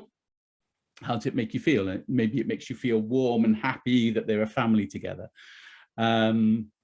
Or maybe it makes you feel jealous because you're not there. Yeah. So I'm asking my students to really get in and notice those pictures. But as a teacher, I ask a lot of questions, but sometimes I want my students to do the questioning themselves. So what if I show another picture? Here we are, here's another picture, okay? And I've got my question words down here. And I say to my students, okay, I'm not going to ask you the questions. I want you to ask the questions. So I'll ask you to do this, but I won't ask you to write 3. Just write one question about that picture. Okay, so one question about the picture. What would you ask about that picture? What can you ask? So type me a question in the box, okay?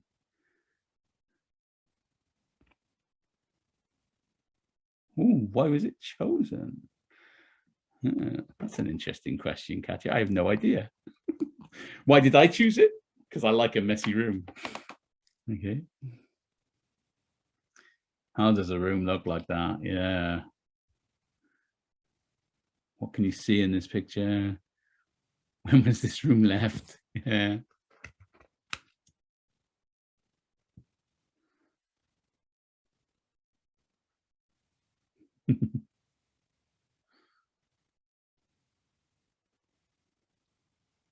Thanks, Anne. Thanks for coming. Bye-bye. Courtney's question, who's supposed to clean this room? That comes from a mother, I think.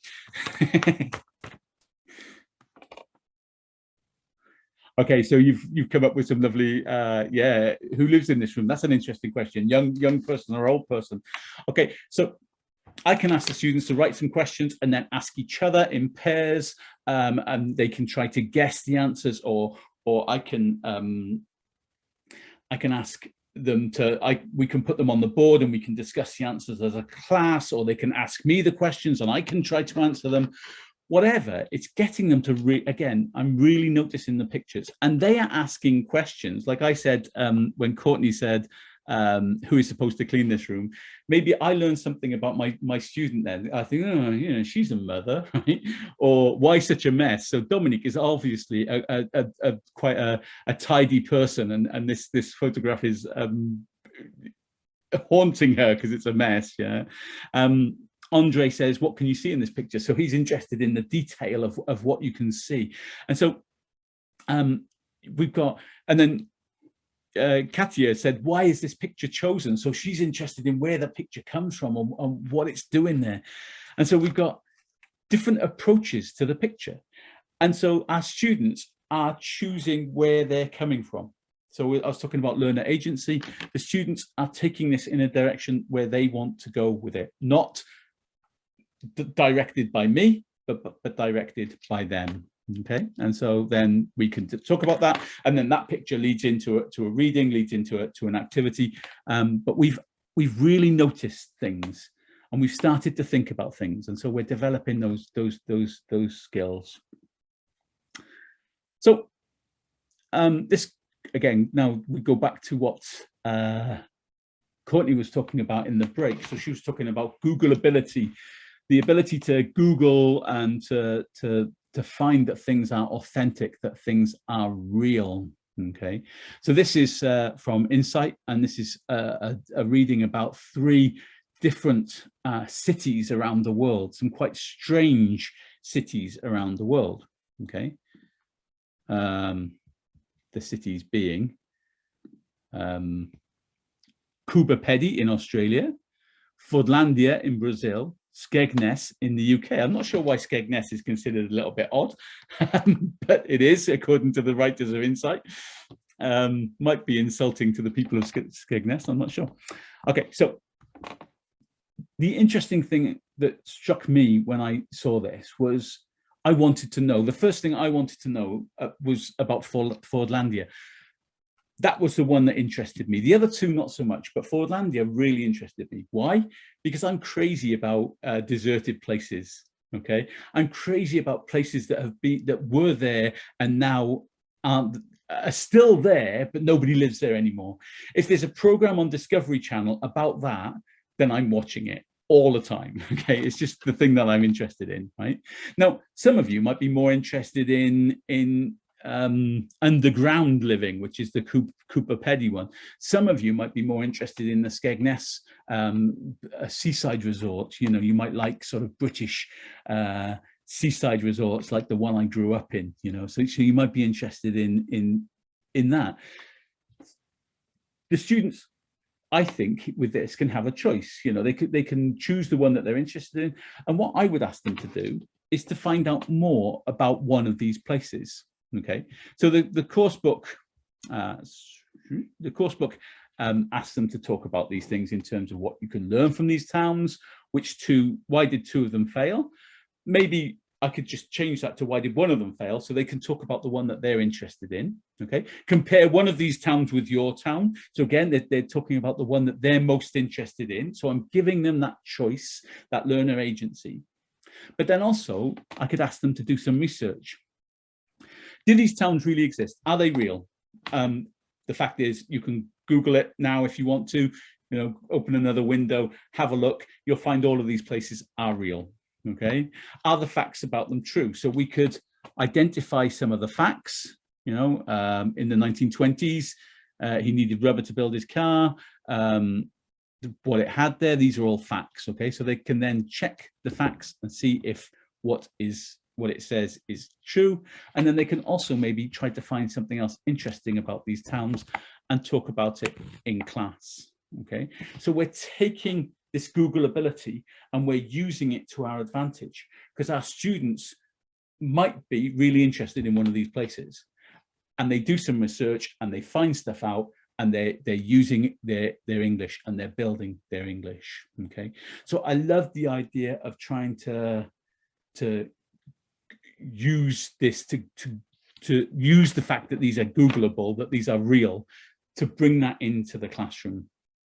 Okay, and then the other thing that we can do with this is ask the students to find another. Okay, now I might do the same kind of thing actually with this picture. Okay, this picture of a yurt. Find another. Are all yurts like this? Find another picture of a yurt. See if all the yurts are like this. So each student Googles yurt. They find a picture. They describe it to their partner, and they find that all yurts are like that or aren't like that, whatever they think. Okay. Again, with this, they can choose one of the towns, and then they can try to Google it. What I might do as the teacher is on the board try to elicit some research terms for them. So, you know, it could be mining town, it could be underground town, it could be places where films are made, and then they Google that and they try to find something that's similar, okay, and then they can share that with the class. All right, so it's, Courtney made a big point of it being authentic, about it being real situations, and so it's using that real situation and how to exploit the fact that these are real situations in the classroom. Okay, let me just check the chat because I can see a couple of things there.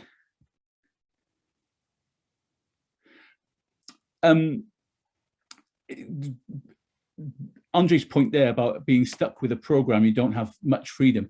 Again, just going back to what I said before about, and I think Martina's just added in there that she doesn't have much time. I'm not going to do this with every single part of the course book. The course book runs itself. It does what it needs to do. But every now and again, I might just set something like this for homework or set it in class to make things different. Okay. These activities are not time consuming to prepare because the students are going to be doing the work, but it just allows the students to gently go off in a direction. And you might think it's time consuming, but if they're learning about something in English and bringing that back to the class, then their English is growing. And so they're getting better. And so if we don't do that, then we're maybe not motivating them. And so it'll be harder to teach them because they're not motivated. If it's easier to teach them because they're motivated, then things go quicker. And so actually we're saving time down the road.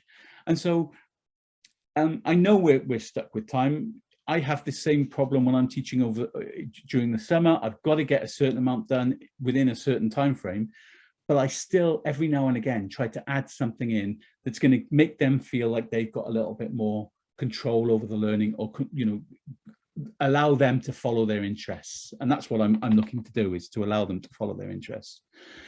Okay, here's something. I've called this yesterday's answers, okay? Because this is something I might do tomorrow. So I do this one day, we do the reading, even if I haven't done anything else, even if I've just done it as in the course book, okay? Exactly how it is there is perfect. I don't need to add anything else to it, okay? So I haven't done anything of this, but the next day I come into, when the students come into class, I've got these written up on the board. Okay, and the students see these numbers, and I just say, decide if these numbers are related to Fordlandia, Cooper Pedy, or Skegness. Work in pairs and make a decision. Okay, and that's what they do. So just out of interest, can you do this? Let's just have a think. Just see if you can remember. Maybe you were reading those texts as I was talking. Maybe you weren't. Maybe you just have to guess. Give me a couple of answers in the chat box. What do you think are the answers? Can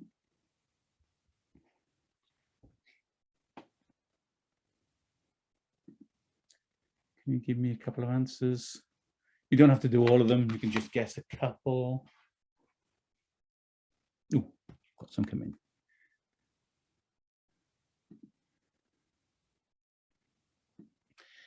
Corinne says 1915, Cooper Pedy, 1915, First World War. Yeah, but Andre, is it to do with Fordlandia, Cooper Pedy, or Skegness? What do you think?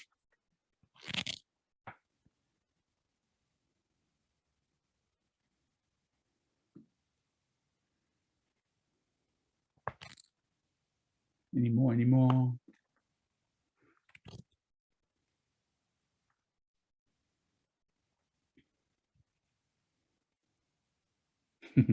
Those were the texts that we were just looking at. I know I didn't ask you to read them, so this is quite difficult.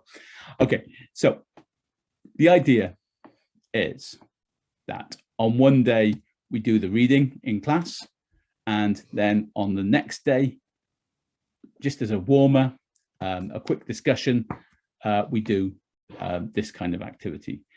I did this with a group of teachers the other day at the job I do.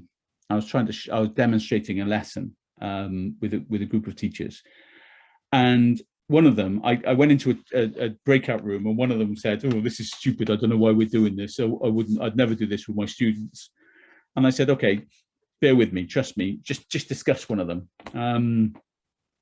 And they started discussing, and one of them said, I don't know anything about 1915. And actually, I'll give you the exact context it was. So we were talking about wind farms, and there was something that said 400 feet. And one of them said, I don't remember 400 feet being mentioned. And the other one said, oh, but 120 meters was mentioned. Is that the same as 400 feet? I don't know. And then they got their phones out and they Googled it, and they between them, they discovered that 400 feet is 120 meters. And the fact was that they did exactly what I wanted them to do. So when I do an activity like this, as I say, the next day after I've done the reading in class, the next day they come into class, I want to warm them up. So I want them to just speak a little bit in English. I want them to think. I want them to share ideas and work together to learn things. And I want them to feel that they can do the research, okay? Now, I popped into another breakout room, and the students were looking back at the students, they were teachers, but they were looking back at the reading that we'd done in the previous lesson. And so they were, I suppose, cheating, because but I hadn't told them what to do. So they were using their initiative to find the answers in their way, okay? So I had different students doing things in different ways, finding the answers that I wanted them to do, taking control of their learning, as I said, with learner agency. One of them said, should we look in the course book? And the other said, yeah, let's do that. They're taking control. I didn't tell them how to do it. I didn't tell them no or yes. Two of them discussed and decided to use their phones to find the answers. They found it their way. And so it seems like just a memory activity, but it's actually a way of showing students that they can share their knowledge, that they can find things in the way that they want to. And so hopefully it's something that very easy to set up. I'm just writing numbers on the board. Quite quick to do, couple of minutes, but it's getting those kind of skills that I want the students to practice, okay? So,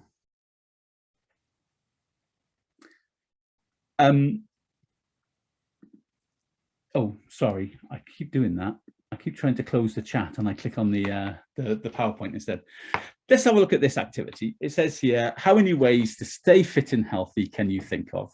Okay, so this is a typical kind of brainstorming activity that you might do in the classroom. Okay, now if I was doing this in class, I might put the students into 2 or 3, into groups of 2 or 3, and I might give them a piece of paper, and they might have to write down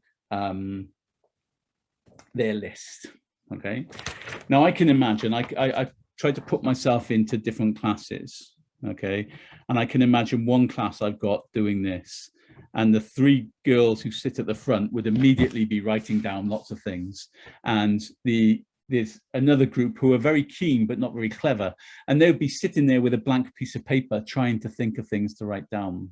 Okay, and so one of the things that I started doing with classes like that was I'd say to them, okay, if you've got nothing on your sheet of paper, stand up, one of you in your group, stand up and go and steal something from one of the other groups. So look over their shoulder, see one of their words. So what is it? Ways of staying fit and healthy. So jogging or eating healthily.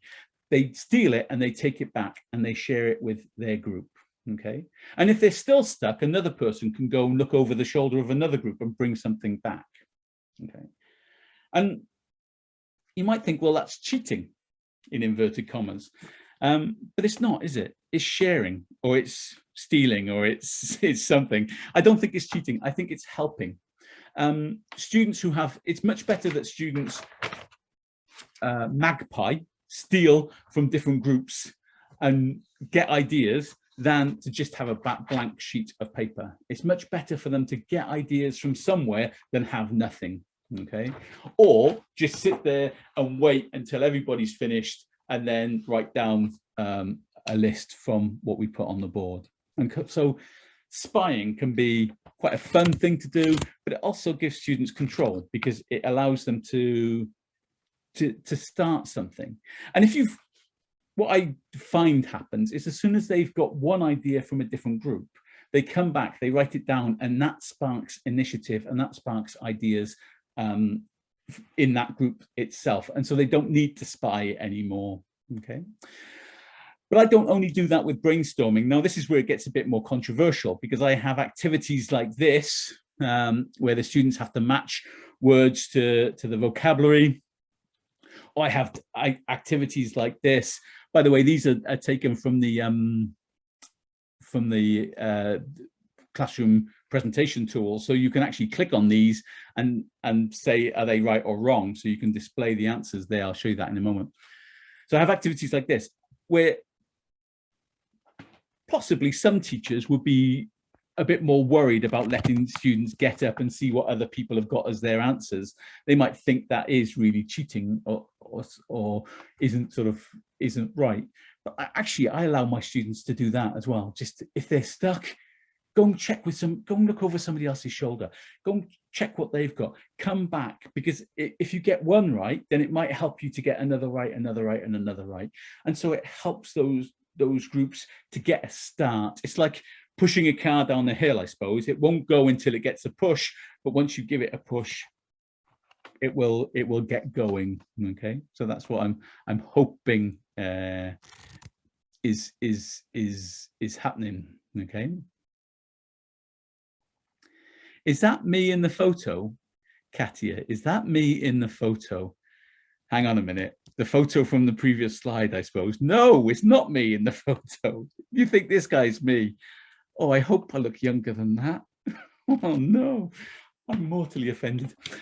I'm not mortally offended, don't worry. Okay, so that's my idea for spying. And again, it just allows students, I'd rather students have something than nothing. And it allows students to take a little bit of responsibility. And I hope that they use that responsibility wisely. And if they don't, then at least I've tried, you know. So something else I like to do is to use the wrong answer. So many of these course books, this one, Life Vision, you know, it's got a sentence here, and it's got the right answer and then the wrong, you know, a wrong answer, and you have to choose which one. And the wrong answer is a perfectly valid word. It's a perfectly good word. It's just wrong in this sentence. And so I want students to use those wrong answers. So with this, I might ask them to, with the wrong answer, try to rewrite the sentence so it makes it correct. So I've done number 2 there for you. The students invited me to work out with them in the gym. Okay, so I've changed the sentence. I've made it right. I haven't been very adventurous there. Okay, I've been quite conservative. I've kind of stuck to the same structure, but my students could do it in the way they want to. So I'd like you to try and do one. So choose a sentence, okay? Look at the wrong answer and try to rewrite the sentence to make the wrong answer right, okay? Can you do that for me?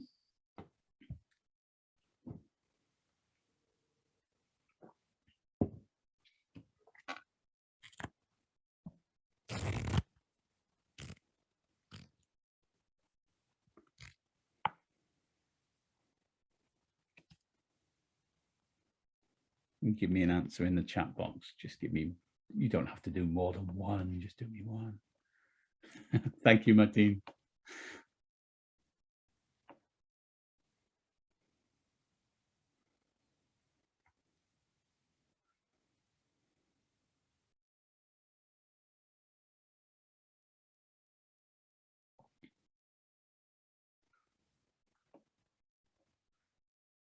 Give me an answer. Let's see if anyone's typing.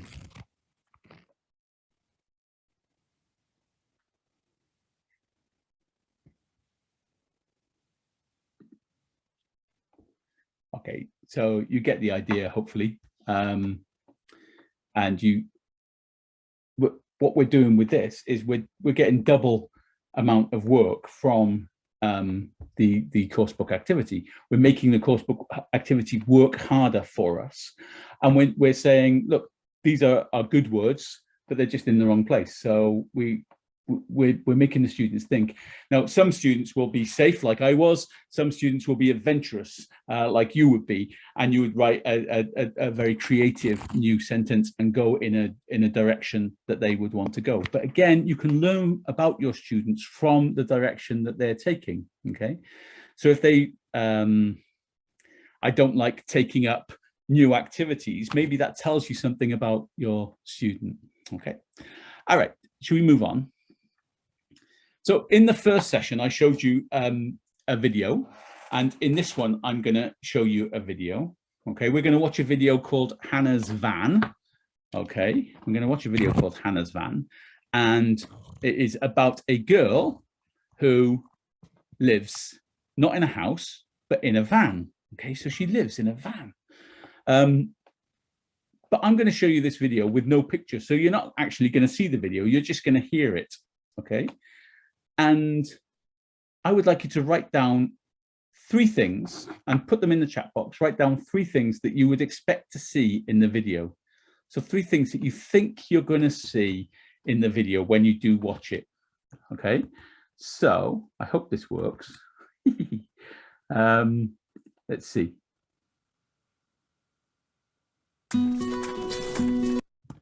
Can you hear that? Can somebody say that, yes, you can hear the little bit of music? Yes, yes, yes, yes. Okay, so Courtney's already written down van, bed, kitchen, but she hasn't even heard anything yet. So just you're listening for clues about what you might hear. Okay, so yeah, my fault for not giving you clear instructions, Courtney. So you're listening for clues about what you might hear. Okay, so I'll give you about a minute of this video. We all need to choose how and where we live. Different people need different things. Some people need less than others. I'm Hannah and I live in my van full-time. Hannah is a student. She didn't want to pay expensive rent in the city, so she moved into her van. She has a simple life, but some things are still very important to her. We always say that there's certain things that make it really comfortable and really livable. So being able to have heat, water, being able to cook your food. Okay, so can you in the chat box give me a few things that you think are in Hannah's van? I've got some things coming in. Oh, heat, water, yeah.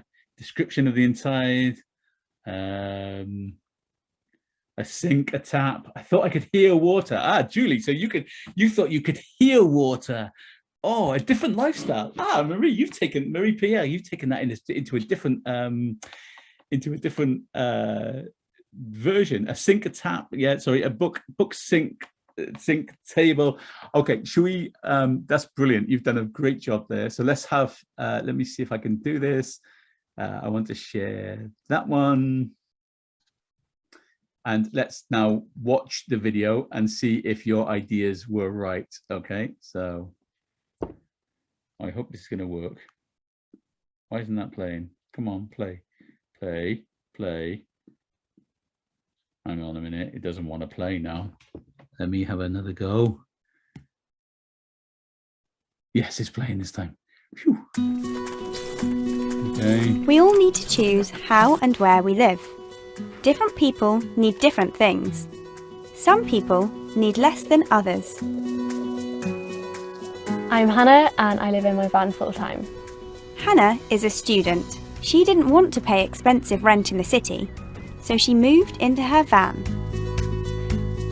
She has a simple life, but some things are still very important to her. We always say that there's certain things that make it really comfortable and really livable. So being able to have heat, water, being able to cook your food. Hannah's home is comfortable but very small. Okay, so Courtney says she's somewhat envious of Hannah, which is interesting because that takes me on to my next activity. Courtney is predicting my session today. So let's change back to that. Okay, so I love this kind of activity, because as some of you were listening and maybe you heard that drawer open and you thought, oh, what's that? Or you heard the water and you managed to recognize that, a running tap, etc. And so I think it's a really interesting activity. It gets the students' imagination going. It gets them thinking, but it also gives them that freedom to choose what they want to write down. And then it gives them that great satisfaction of when they watch it and they find out that their thing is mentioned. It gives them that satisfaction. And just, somebody talked about it being a different lifestyle. Marie-Pierre talked about it being a different lifestyle. So you've gone in a different direction, but I can certainly say you were right with what you've written down there. So that's brilliant. Okay. And then I want to try and personalize things as much as possible. So if I've showed that video, then I could ask questions like, how would you feel living in a van, which Courtney has answered for me. She no, she hasn't answered that question, has she? She's answered the question, how do you feel about Hannah's life? She said she's envious of it. What problems would there be for you? How could you overcome those problems? Again, maybe you could ask students to use the internet and find examples of how people have converted normal vans into places that they can live. Possibly you could ask students, so down the bottom there I say record yourself responding to the video. A trend I've noticed a lot on Instagram these days is a video being played and somebody standing in front of the video talking about the video that's going on, saying, what on earth is happening here? Oh, that looks uncomfortable, or something like that, you know, responding to that. So again, going back to what I talked about at the beginning about, you know, students creating memes, you know, having them record themselves responding to a video like this as a homework is something that they're used to. It's something that they see on Instagram or TikTok or things like that. I have a 14-year-old nephew, and that's how I know about these things. I'm not particularly on these sites myself, but I do collect information from my nephew. He shows me things that he thinks will be useful for me to know as a teacher. So that's how I know this stuff. Some of the objections I hear from teachers, and you know, some of you have raised these objections, you know, quite rightly so.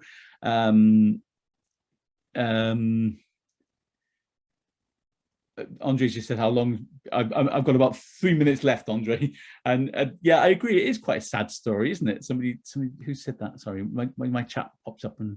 Yeah, Katia says it's quite a sad story, but she's got her dog with her, so maybe she's happy. So some of the objections I hear are things like, I don't have access to the internet. Well, we're asking students really to think about things and ask questions about things, to be inquisitive. And so even if we don't have access to the internet to do that kind of searching, we're asking them to ask questions about things. And so that sort of covers those first two. Maybe you can do if you don't have internet in the classroom, you can do the research and then they can ask you, or they can do it as homework, etc. A few of you have come up with this idea that you don't have time for this, but as I've already said, I think opening these doors to students and encouraging them to find things that they're interested in and follow those things that they're interested in. And I think this is a real thing behind these two books that I've used examples from, is that it's trying to encourage students to be interested in learning and interested in English. And so if they're interested in English, they want to be in English lessons. If they want to be in English lessons, they want to be learning English. And so it becomes a virtuous circle. It becomes a good thing, okay? Obviously, there are dangers out there. If we're asking students to search the internet, we need to make sure they're using a safe search. We need to think about the search terms. I always, if I'm asking students to search something on the internet, I always search for it myself first, so I find the things that I'm likely to see, so I can think about the search terms that I'm giving the students. I'm not using that course book. Well, these are activities that can be adapted to different course books. I've chosen nice activities from this course book, nice pages from these course books, but they can be adapted to other ones as well. So these are the kind of activities I've shown you today. So hopefully they're all, again, when I as a teacher, I don't want to spend a lot of time chopping up, getting ready, planning different things that then last 30 seconds in the classroom. All of these activities are easy add-ons. They're little things that you can do. You don't need a lot of preparation for them. I wouldn't do all of these in one lesson. I might do one of these once a week. You know, this week I might do 20-second dash. Next week I might do facts checking. The week after I might do yesterday's answers. The week after I might do personalization.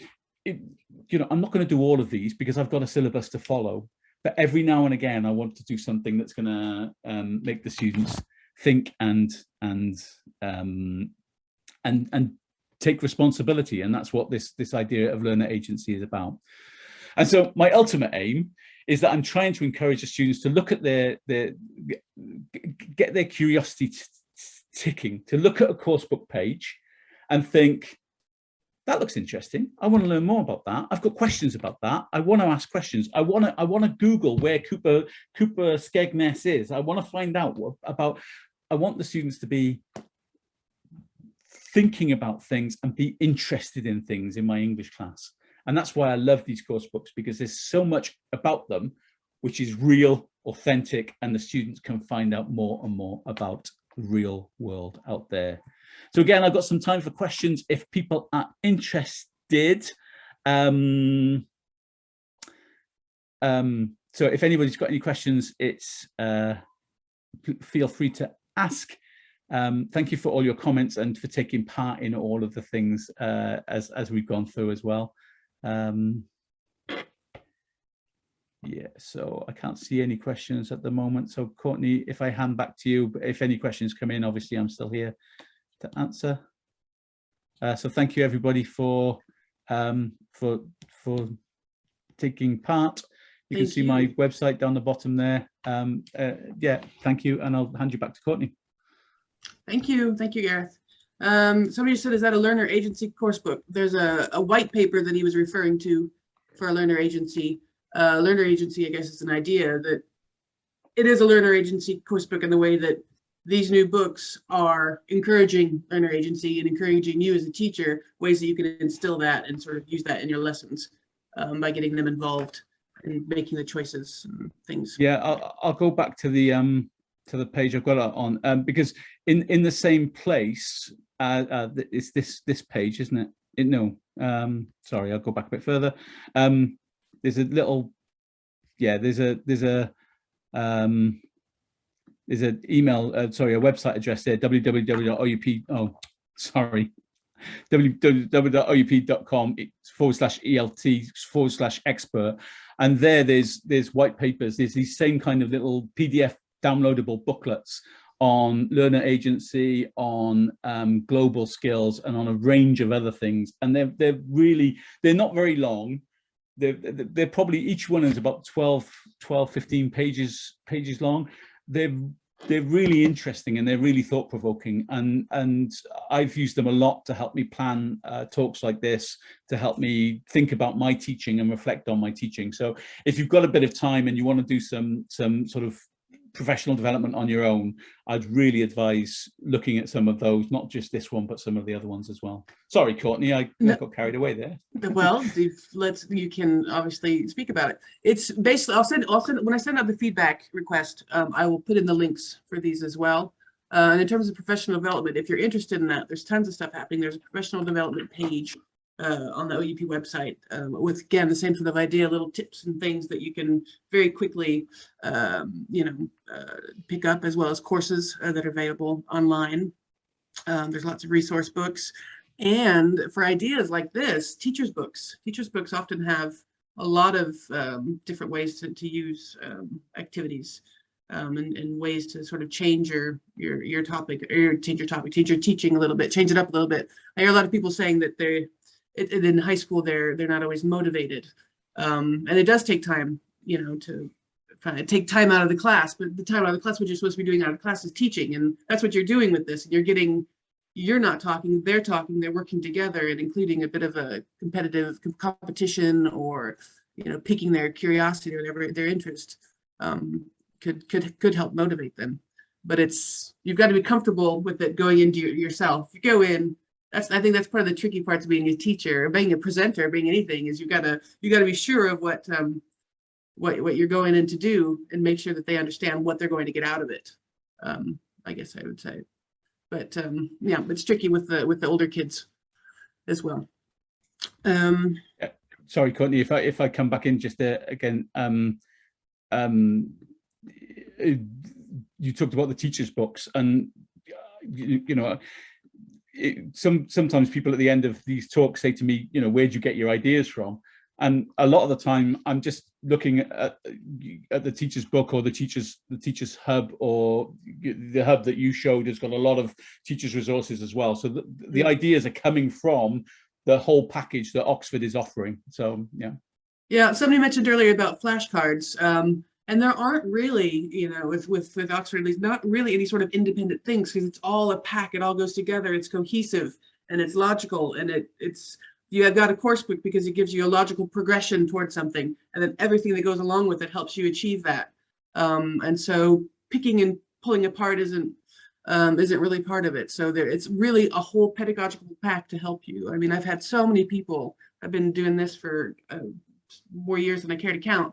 How many people have said they've learned to teach using an Oxford course book, and that's using the teacher's books and things like that. There's really lots of help available in the packs. And again, we're happy to provide those for you if you choose, you know, to get the books for your students, if you choose any of these books. Are there any other questions?